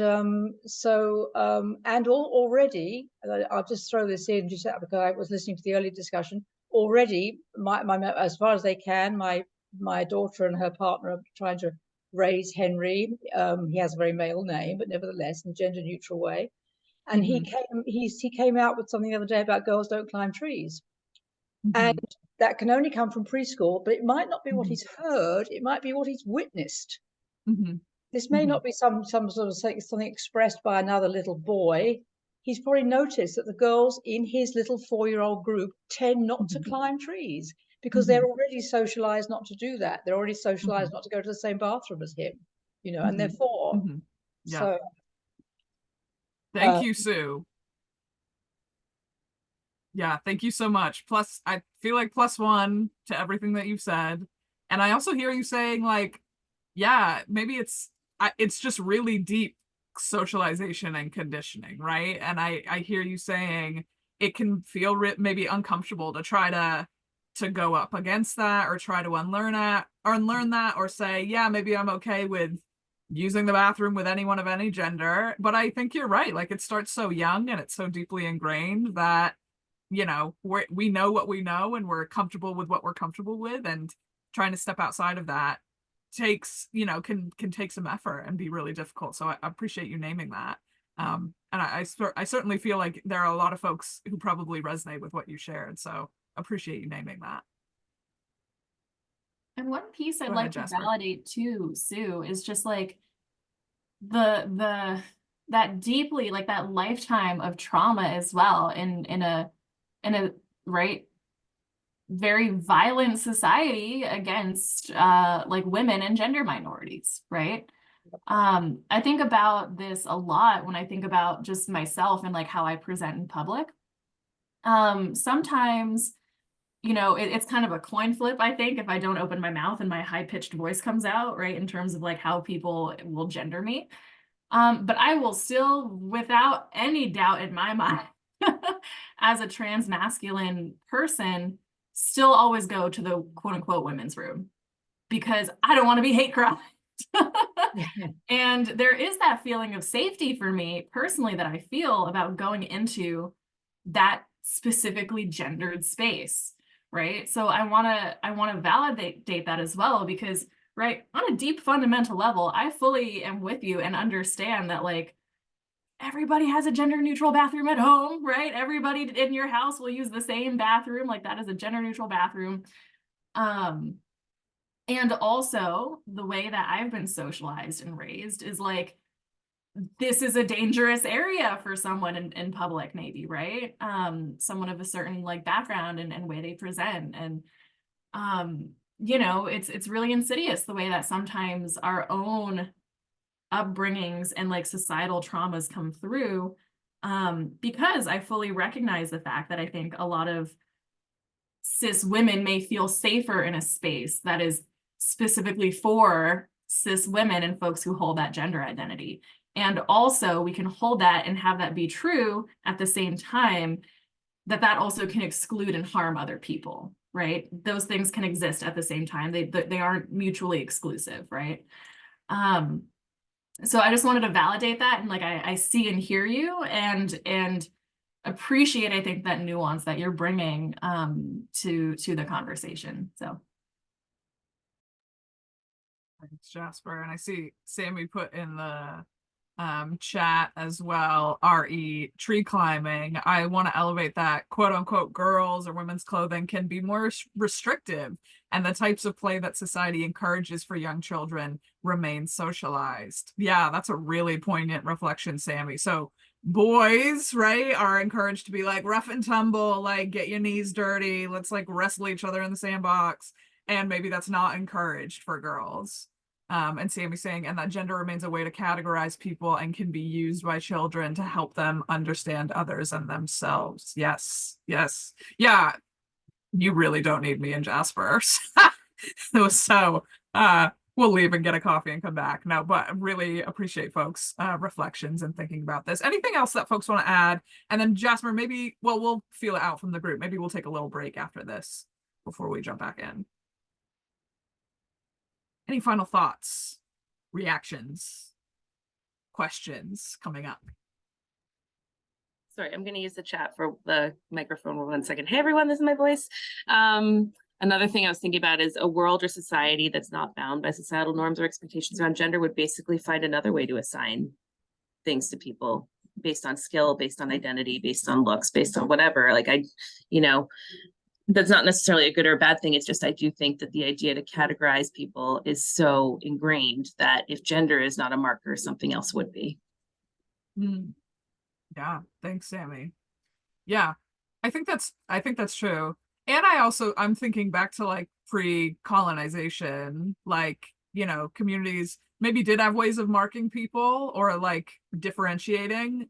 And I think it was like much more of like a, you know, circular type of economy and not less of an extractive economy and less about like me as an individual, but more about us as a community. And I feel like there was a lot of value in that and like less harm that happened. So I think maybe it's a both and. I think really, you know, and I harped on this earlier, but like once colonization happened, like the violence that has ensued since then doesn't serve any of us, right? And if we can get back to how things were done for the first like 15,000 years of our time on this planet as humans, like we'd probably be okay. So yeah, thanks for naming that.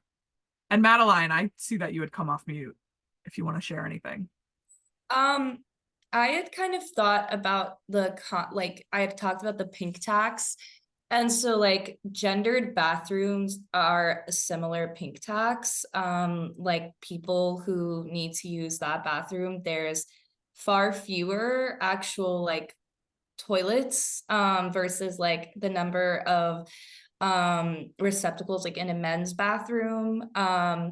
There's also you know, they just slot the same amount of space for both of the bathrooms subsequently. That's why you always see this like long line out of a woman's bathroom. So like that was like sort of something else I was connecting to it, just like that when you do gendered design, you recreate like the same inequities.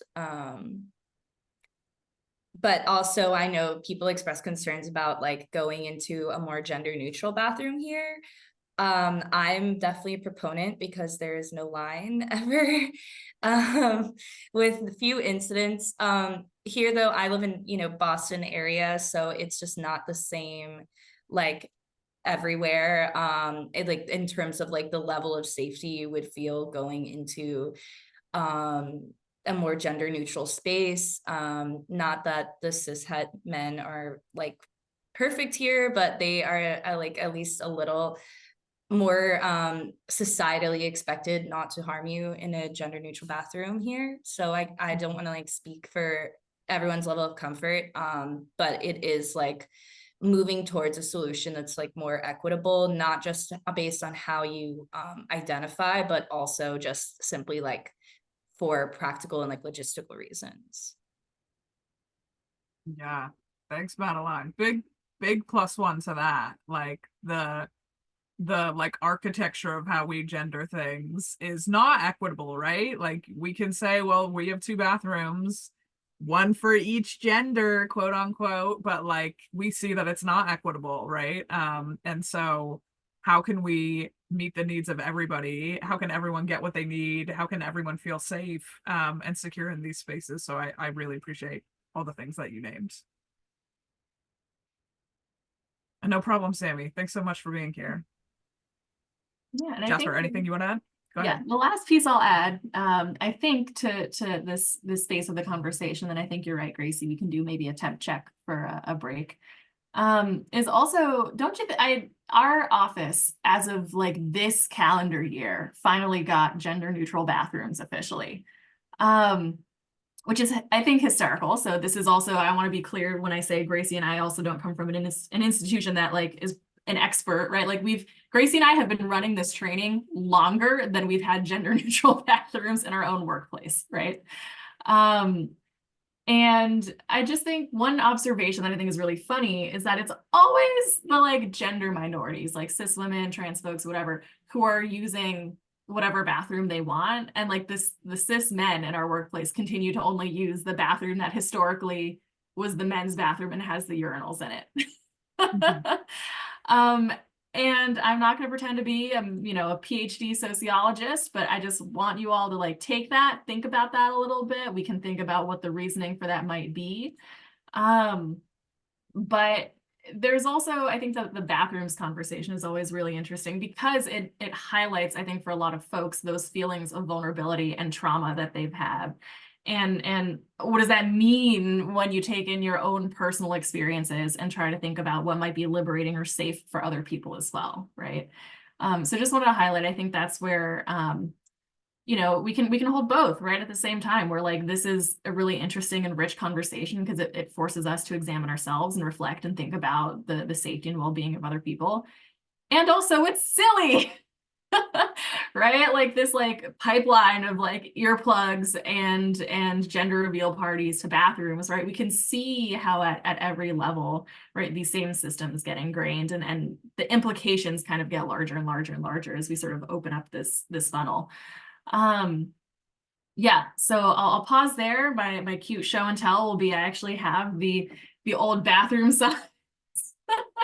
So nobody narc me out to my workplace, but I actually stole the old bathroom signs from our you know, actual physical office. They have the command strips still on them because I couldn't rip them off because they were that tightly enforced. Well, not enforced, but like they were institutionally present. So, you know, we're making strides, we're making progress, but also by no means do I think Gracie and I come from, you know, an organization that is that much more progressive and like that much more ahead too, right? So just wanted to name that to let y'all know you're in good company over here with us as trainers, but I'll toss it back to you, Gracie. It's a great prop for this training, Jasper. I hope you never throw that away. So thanks everybody. I want to honor people's like dignity and humanity. We've been like going for a little while. It's 11:48 right now. Do folks want to come back at like 12 noon? And then we just have like 2 more sections. I'm guessing we'll probably end before 1 is my thought, but does that sound good to folks? Yes, I see some nods. All right, so we'll break now until 12 noon Eastern time. So that gives you about 11 minutes for a break. We'll put a timer up on the screen and we'll stop the recording. Cool. All right, welcome back, folks. Hopefully you were able to just to take a little moment to, just, you know, turn off the computer part of your brain, step away, do a little stretch. We're in our sort of home stretch here for the rest of this training. And Gracie and I wanted to introduce this tool to you all called the Ladder of Inference. Is anybody familiar with the Ladder of Inference? I know sometimes people talk about it in other spaces. I see some nodding heads from Sean. I see some head shakes from others. I see some head nods from Murph. Okay, yeah. So the Ladder of Inference, for those who don't know, if you can go to the next slide, it's just a tool that we use. It's like value neutral. It's neither good nor bad, right? But basically to help us think about sort of the assumptions and like the ways that our brains take in information. And so sort of what happens is, right, we get this data, right, from our general surroundings, and then we walk up the ladder, right, to make meaning. We select data, we figure out what's going on, maybe we draw some conclusions, whether they're right or wrong, and then that leads us to take action. And so actually, I'm going to throw this back to you, Gracie, because I really love the example that you always bring up.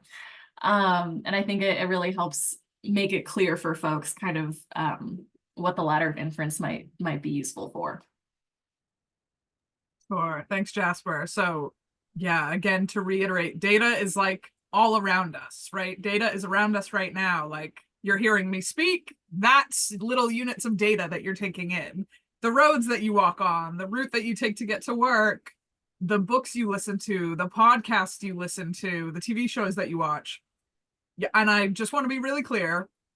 No one, like your data is not right or wrong. It just is, right? It just exists as it is. So my data, say I'm like, you know, it's Friday, I'm meeting Jasper for dinner, we just got paid, like we're gonna have a really fun time, the sun is shining, like I hit all the green lights on my way to the restaurant. That's all the data around me, right? That's everything that I'm observing, that I'm seeing in my purview. But because we as humans take in so much data all the time, we have to select data to make sense of it, right?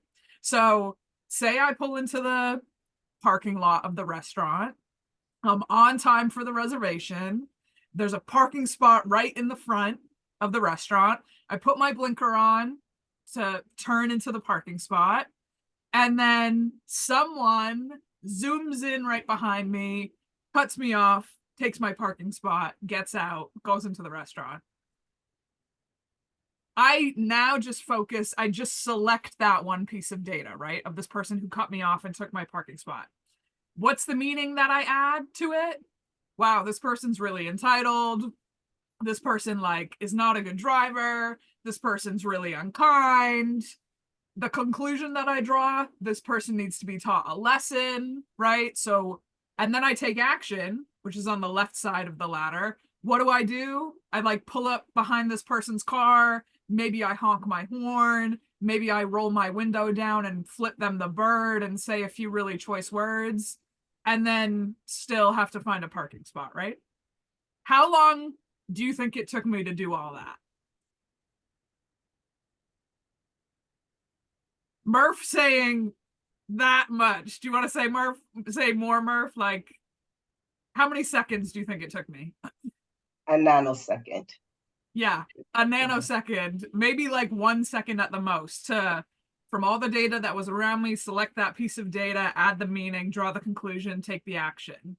Now, this is like kind of the Sean saying 5 seconds. It's not a lot of time, right? That's like the crux of this. I did this in such a small amount of time. Now imagine the person who cut me off jumps out of their car and they say, I'm really sorry. I saw that you were about to turn into that spot. My wife is actually in this restaurant and she's 9 months pregnant and her water just broke. And she just called me that she has to be taken to the hospital. And that's why I took your spot. I'm really, really sorry. Now I feel not great, right? I'm like the bad guy in this situation because there was actually 2 things happening at the same time, but I only was seeing one of them, right? Because of like, you know, Jasper said this model is value neutral, and it totally is. And my values growing up, like the way my mom taught me how to drive in Boston, being a Boston driver, use your blinker, right? Like don't cut someone off if they're going to turn somewhere. Like respect people on the road or in the parking lot, because that's like a value that was instilled in me growing up, right? And so that played a part in me adding meaning, drawing a conclusion, taking action about this person, when in reality 2 things were happening at the same time, but I was only seeing one of them, right? And that happens to a lot of us, right? We make assumptions about people all the time. We select pieces of data, we add meaning to pieces of data, and we draw conclusions about people and situations and instances all the time. And I'm not saying they're right or wrong. Like all of our ladders are different because of our identities, because of our backgrounds, our upbringings, our values. That all informs how we kind of move up and down the ladder. It's really easy to go up the ladder. What Jasper and I kind of hopefully want to challenge you all with doing is being able to like short circuit yourself like halfway up the ladder and then think like, okay, how do I climb back down and really interrogate where are these assumptions or ideas coming from? Because they come from somewhere, right? They don't come out of thin air. So really trying to interrogate where they come from is what the ladder of inference is challenging us to do. So Jasper, I'll hand it back to you if you want to. Yeah, thanks, Gracie. I love that example because it also is a hypothetical in which you and I are able to grab dinner. Gracie and I live in totally different states. But I also think that there's something to be said too, right? About like this is a tool for us to really interrogate like our unconscious biases, right? Like, I mean, that's the whole point. But also really, really stressing that like the ladder of inference is like value neutral. Because just as we make maybe like kind of shitty assumptions, right? Like the guy cutting off Gracie in this parking lot. This is also historically how folks of multiply marginalized identities and backgrounds and trauma, we use our ladders to protect ourselves too, right? All the time, right? Like I can, you get that like spidey sense, right? Where you're like, something's wrong. Like, I don't know if I can fully trust this person or if the situation is gonna, go the way I want it to, right? So that's like those are our ladders of inference at work, right? Sort of keying us into based on the patterns of data that we've experienced before, right? And so what we want you all to do in this next activity, and we'll just do this kind of as a big group, is Gracie and I found some just general stock image photos, right, from Google. And we want you all to sort of look at these images and sort of tell us what assumptions you're making from these images, right? These are literally stock images, so they are like a fixed moment or a staged moment in time. We don't know any of the context, but we want you to look at these and sort of tell us like, how would you describe the images? What assumptions did you make? What information did you add to it? And then tell us sort of how maybe you like walked up or walked down your ladders, right? When looking at these images, right? All right, sound good to folks? We're all sort of on the same page with the activity. See some head nods. Okay, great. So Gracie, if you can take us to the next photo. We'll pause here for a little bit, let y'all look at this image. Tell us what you're thinking. Tell us what assumptions are you making? What data are you picking up?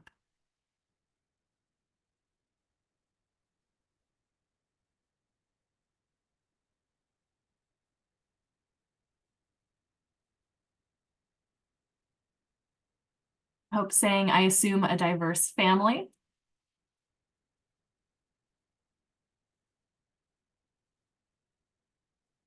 I'm gonna start calling on people.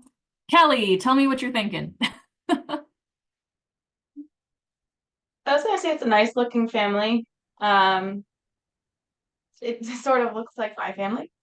Mhm. Yeah, we see Catherine putting in the chat an inclusive, loving family. Sue says a woman and her male friend babysitting, maybe. The woman is helping the girl with homework or schoolwork. Catherine saying nice body language.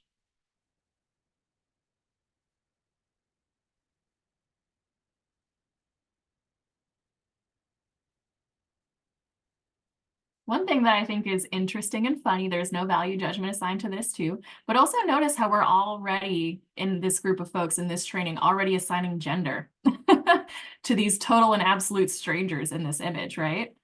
A woman and her male friend babysitting. We're thinking about gendered roles. We're thinking about the clothing they're wearing, the way that they're expressing themselves maybe. And we're just like, boom, like let's assign some gender, right? The person with the beard is a man, right? And saying in the chat, the girl seems to trust the woman, so we can maybe assume that this is like a safe space for her, right? So just lovingly, I'm highlighting, right? Let's pay attention, right? We're already going up these ladders, up and down all the time, right? And we're already assigning gender. We're already assigning maybe roles to the people in this space. Let's go to the next one. All right. Tell me, y'all, what information are you picking up from this one? And yeah, Gracie highlighting too, even in her car example, right? Assume the gender of the person who got out of the car, right? These are so ingrained, like this information, right, is so deeply, like these lenses are so deeply ingrained in us, right? Tell me, what are y'all picking up from this one? We see Sue saying a family group. We're saying happy couple.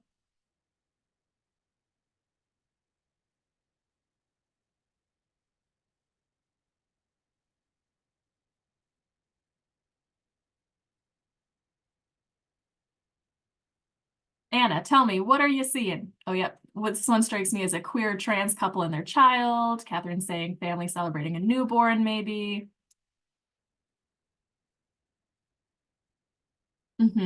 Yep. And saying, yep, trying to not look at this from trying to look at this from a lens of not assigning gender. But it's really hard when it's engraved in what we're taught, right?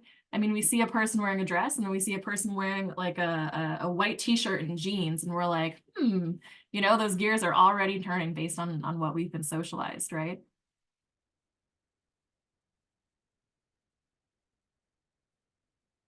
And we also assume too, right? Like, oh, maybe this little baby infant is also like the child of these two. Like maybe it's their biological child, maybe it's not, right? Like now this is where if Gracie and I have done our jobs right, you all are like very tentatively like walking up your ladders maybe after that first example.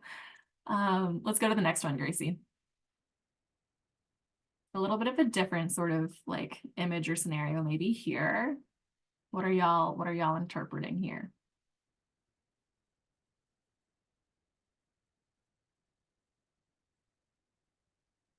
Kelly's saying maybe it's a job interview. John saying two people shaking hands.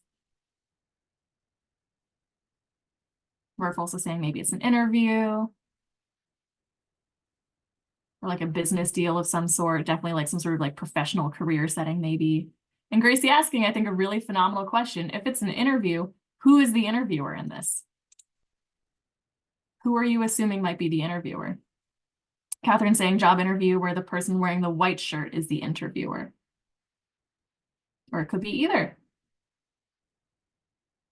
Right? Thinking about who the interviewer is another way of us asking as facilitators, right? What are the power dynamics in this image, right? Who do you assume might be in charge? Who do you assume might be the one in that position of power?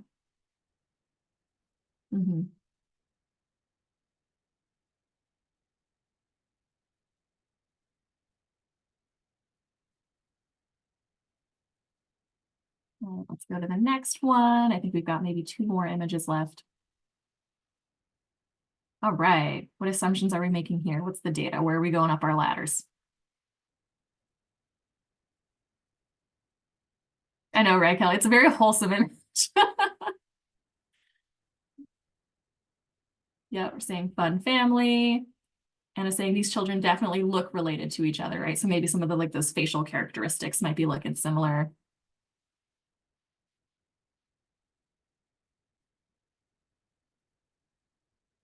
Is it getting harder? It's getting harder, right? I feel like to go up some of your ladders on this one, right? Because now you're like, oh, I don't want to make any assumptions, right? About the gender or like familial maybe roles that are present within this image. Sean just saying 5 happy people.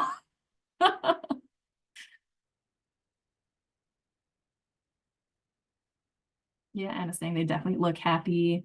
One thing that I've been thinking about whenever I come back to this image, I'm like, they gotta be somewhere warm, right? I feel like they're all in t-shirts and like the like child all the way to the left in like the orange shorts. Looks like they maybe were like coming from like the beach or like some sort of like an outdoor like outing, something. Catherine's saying, yeah, family that is happy and where kids feel safe.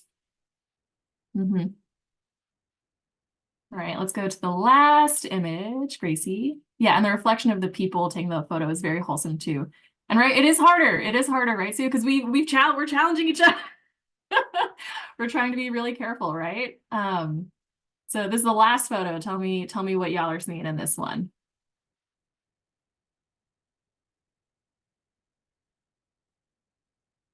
Kelly going very broad and just saying love.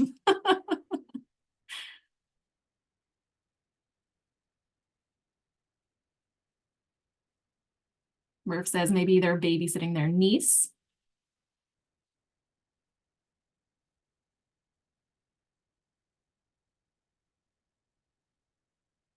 Kelly highlighting that love is on the child shirt too.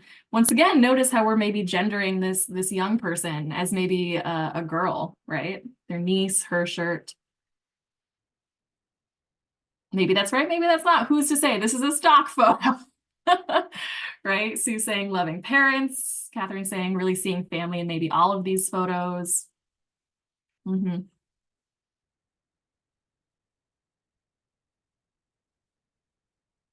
Yeah, Gracie, anything to add as my co-facilitator? Yeah, I think to what Jasper just said, like you all could be right or you all could be wrong, or maybe there are some nuggets of truth here and there, but like ultimately you can't assume anything about anyone. Gender, even race to a certain extent, right? Familial makeup, like relationship dynamic. You can't assume any of that, right? Without asking someone. And we add in information all the time that may not even be there because of our experiences, backgrounds, identities, way we grew up, way we were taught to view or perceive things. And I feel like we've challenged you all well, because you like, you know, as we progressed through, we sort of maybe stopped making very general statements and it got more, or very specific statements and it got more general, like a family or friends or children and adults, right? Without assigning labels to anyone. So yeah, that's what I would add. Yeah, right on. I feel like this activity is always fun too. So I think it adds a little joy just with all the fun smiles, but you can see how really difficult that is. And how quickly we go up these ladders, right? Like imagine you see the same group of people, they're not staged, and you're in like a grocery store, right? The context is going to change. Maybe your assumptions about them will change. I mean, at the end of the day, I think these are all just actors. They're all just actors posing in a bunch of stock images. But I think these images do a really good job of like forcing us to like figure out like what are these associations we're making at like a split second, right? Because these are the sorts of images that we'll see on websites and in media, and like what are the assumptions, right? These are all generally based on sort of y'all's feedback, right? These are all generally pretty positive images, right? People are smiling, they're like leaning in close to each other, they're hugging, their body language seems to be like really familiar with each other. And like, what are the implications for that too, right? Like us, Gracie and I linking all these beautiful, like, hopefully, probably like racially and gender diverse people all happy and like snuggling up together, right? Like, you know, just some food for thought, right? As we sort of think about maybe what you noticed about your ladders, and the assumptions you made, right? Maybe they actually hate each other. And this is like a forced family photo, right? That you all have to take like every year or something like that, right? We have no idea. We have no idea. And so for this last activity, in our sort of final stretch here, for this training, I want you all to completely forget everything that you've done in this training to this part, right? We're asking you all to take a little bit of a leap of faith with us. We're going to do a quick pivot to a different activity, and I want you all to pretend that this is a totally new environment that you have not been at all in any of the training that we've been through so far, right? Because so far we've covered a little bit of like the history, we've maybe checked some assumptions and bias, we've done this ladder of inference. We're all going to take a quick pivot, a quick leap of faith, and do a different activity. And then we'll sort of see where we end up, right? So for this next activity, Gracie and I want you to design your dream office workspace. We'll split into some real small breakout rooms, maybe like we'll just make 2 breakout rooms. And then each group will make a mood board of like your dream office or like workplace. I'll put a link in the chat to like a Google Doc, like blank slides, so you can like find images on Google, like paste them in there, like design your dream office space. And we want you to pretend you have an unlimited budget. I mean, like the sky's the limit. You can put whatever you want in there. So for Gracie and I, we were like, we want lots of natural light, and we want little like nap cubes, and we want equal pay and office dogs and like a coffee bar, you know, like you can put anything that you want into this dream office. The sky's the limit. There's no budget. Do whatever you want. And like, this is a place where we want you to feel excited and like ready to like show up to, right? Every day at work. So let me just make sure that this Google link is working and that there's people who can make it in here. Okay, great. Yeah, we'll make 2 groups, maybe 3, and I'll just delete these extra slides for y'all. But does everyone feel like cool and ready on this activity? We're just gonna basically go to Google, dump a whole bunch of fun images and thoughts that you might have, or you can make a list too if that's easier. Just like type a list out. Yeah, no problem, Sue. Okay, sounds good. Why don't we do this for maybe 10 minutes? And then when we come back, we'll sort of look at the different like dream office spaces that you all built. Okay, sounds good. Whenever you're ready, I think, Victoria. All right. Right, welcome back, friends. I think that was looks like it was a busy breakout space. Why don't we, Gracie, if you can maybe share, we can share the Google slides and we can see what everybody put in there.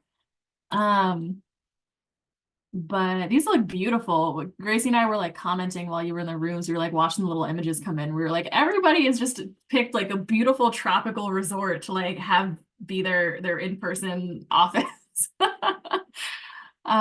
So let's start with group 1. Let's see who was in group 1. Who was in group 1? Hope, Kelly, and Madeline. Tell us what you put in your office. Yes, this is our office. There's a lot going on here, but we kept thinking and thinking and thinking of ideas. So the first thing was free snacks, obviously, and plastic silverware. We also wanted a coffee bar. We wanted a wine bar, but we didn't put it in there. A lactation room to be accessible to everybody with any disabilities. I wanted to bring my cat to work, so she is on there. The gender neutral bathrooms, the little light with the rainbow is for a creative space. Those little pods are for like nap rooms or for like outbreak sessions. A gym so you can go and work out. The 2 people talking are therapists. We wanted individual therapy sessions free at work. Free transportation and free parking for all staff people. We really wanted to overlook this view, which is absolutely gorgeous. Free childcare, obviously equal pay for equal work. We wanted there to be equitable policies within our workspace. We wanted to have a diverse workforce and to be able to support diversity within our workspace. And we wanted a 4-day work week. Dang, like, are y'all hiring? Like, Gracie and I will leave like right now. This sounds beautiful. Thanks so much. Let's go to group 2. What did you all put in your dream office workspaces? Group 2, I think was, I know Sue had to leave a little early, but then we've got Murph and Sean. Tell us what y'all put in there. We had lots of natural light, quiet spaces for breaks, access to healthy food, both gender inclusive and gendered bathrooms, offering all options for folks depending on their level of comfort. Sort of more of like a family room style workspace that's comfortable. It's not so sterile. So multi-use, kind of collaborative spaces, I guess. Something that's pet friendly and access to water. So like free, water bottle filling stations, I guess, rather than kind of stuff with plastics or bottled water or things like that. Murph, was there anything else that I missed? Yeah, great. Love it. I feel like all of these like beautiful like office scape views, I feel like is making my little like work from home basement station like failing in comparison. And let's go to our final group, group 3. We've got Anna, Anne, and Catherine. Tell us what y'all put in here. Well, we have we clearly work for a multi-trillionaire company. So we have the valet with the company cars. We have a little coffee bar, spa area, lunch served on site. We have the gym, and we have an on-site childcare facility, so you can bring your kids to work. And then we put employees stay when they're paid well, appreciated, involved in decisions, promoted, challenged, and mentored. So all of that is happening. And then the gold elevator, inclusive spaces as well. Yeah, love it. I feel like, Gracie, I think we need to like quit our jobs, like move to one of these companies, and then become CEOs or something. Equity, I can't talk. Equitably paid CEOs. Make the same amount as everybody else. Yeah, love it, love it. Let's go back to our slide deck. We'll go to slide, I think it's 47, Gracie. I'll put these questions in the chat for y'all. But did you feel safe or comfortable in your dream offices? And then what did you notice about the things that you included?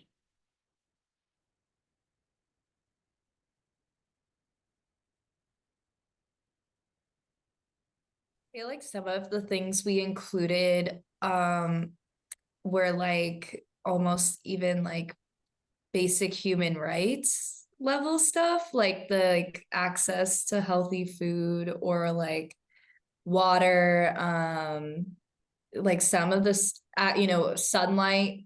It's like some of the stuff is actually kind of like sad that we're including it, that we don't have it in our offices right now. I see a lot of like folks nodding their heads. Yeah, they're like pretty basic things, right? And Kelly's saying yes, it was a safe and comfortable, office because you included things that were safe and comfortable in your offices, right? No problem, Sean. We'll see you later. And yeah, it was fun to dream, right? It was fun to like think of like the sky's the limit and like try to include all sorts of stuff. Yeah, what else? What else did y'all notice about the things you were putting in your offices? I feel like I saw a lot of like explicit accessibility stuff and saying, yes, like water is essential, right? And they're very person-centric, right, Catherine? These were all like, not once did we hear like, and I hope that the company has really good like endowment and investment, you know, like whatever, right? It was all like person-centric, right? It was all very employee-centric. It was like, how can we uplift people, make them feel safe at work, comfortable, make it accessible, right? Accessible transportation, right? Like food and dietary needs are taken care of, like other needs, like maybe like a quick nap or like lactation rooms or things like that, right? And all along the spectrum, right? Like Kelly's saying, right? Some things are very, very simple for workplaces to implement. Maybe it's literally just changing the bathroom sign that, you know, I stole and ripped off. Or, you know, maybe they're more expensive, but some of these are really simple to implement. And exactly, Anna's saying too, right? Like including these accommodations, especially for things that may not be traditionally part of offices, right? Like sitting on the floor and non-overhead lighting are like two things that they need at work. And like, ditto, right? Like I absolutely can't stand fluorescent lighting. Like it's a sensory evil.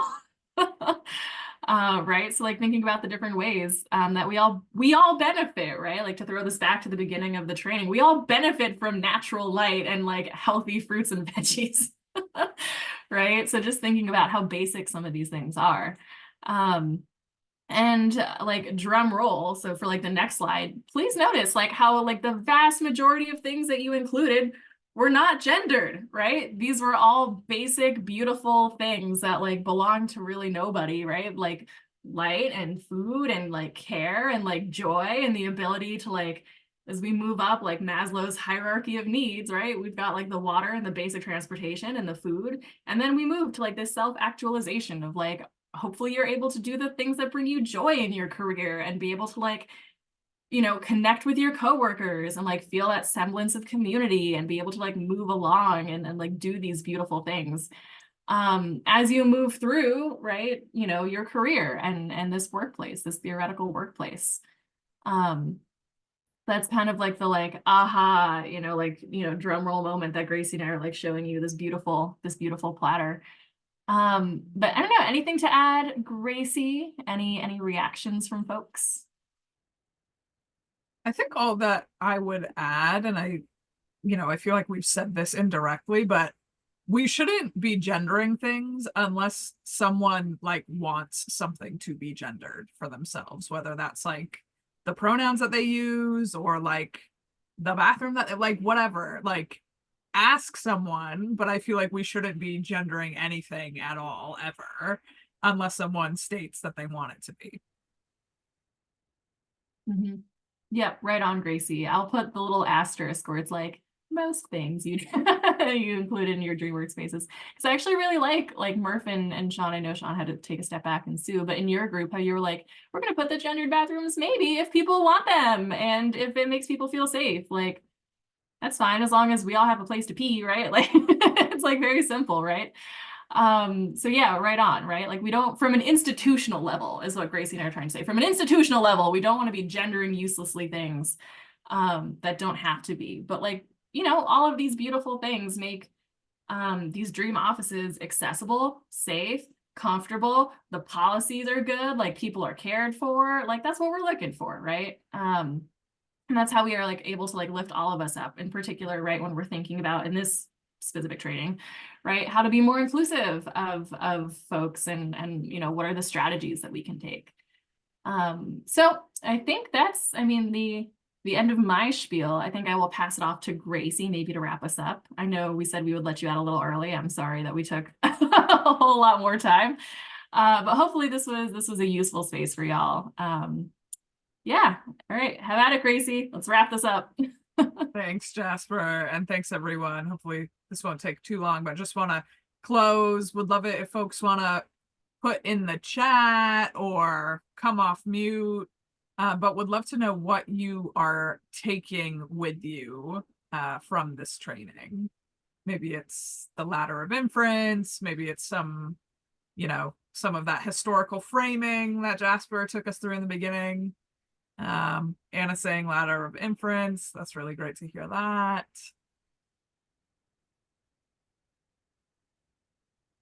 yeah, other things that folks are taking with them. It's okay if you repeat many things, including the letter of inference from Catherine. It's a big hit, I will say.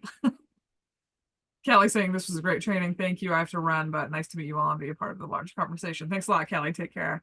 Hope saying I shared this breakout exercise to help open up discussion within our anti-oppression efforts at the Michigan Public Health Institute. I love the latter. We have used it also. Great. Glad to hear that, Hope. Other thoughts from other folks, things that you're taking with you, and saying many things, even changing how we use biases ourselves. Murph saying need more, still trying to understand this new world.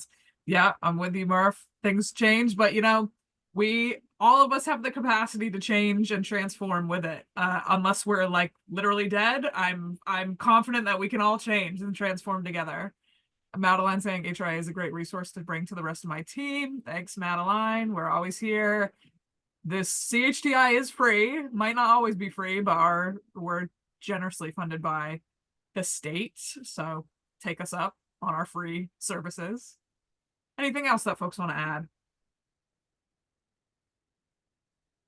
Really appreciate folks takeaways and thinking about what they're taking from this training and bringing it into their work or their lives. So thanks, everybody. Catherine saying need for continued advocacy for marginalized communities. Absolutely. Yep. And just to thank you, I will paste, and I think Jasper and Victoria beat me to it already. There is a feedback form. If you click the SurveyMonkey link that Jasper and Victoria pasted, it's the same link, but we really do value your feedback. This is like the third iteration of this training that Jasper and I have done, and we've slightly tweaked it each time. So like, let us know what worked, what didn't work, what other topics you might be interested in. And the emails for and links for the Community Health Training Institute are linked there. And the email for CHTI. And then I'll also leave folks with my contact info and Jasper's contact info as well, if you want to reach out to us directly. But once you click the link for the survey, you are free to go. Hope you all have a really wonderful rest of your week, a wonderful holiday season if you celebrate, and maybe we will see you in the real or virtual world sometime soon, I hope. So thanks, everybody. Take care.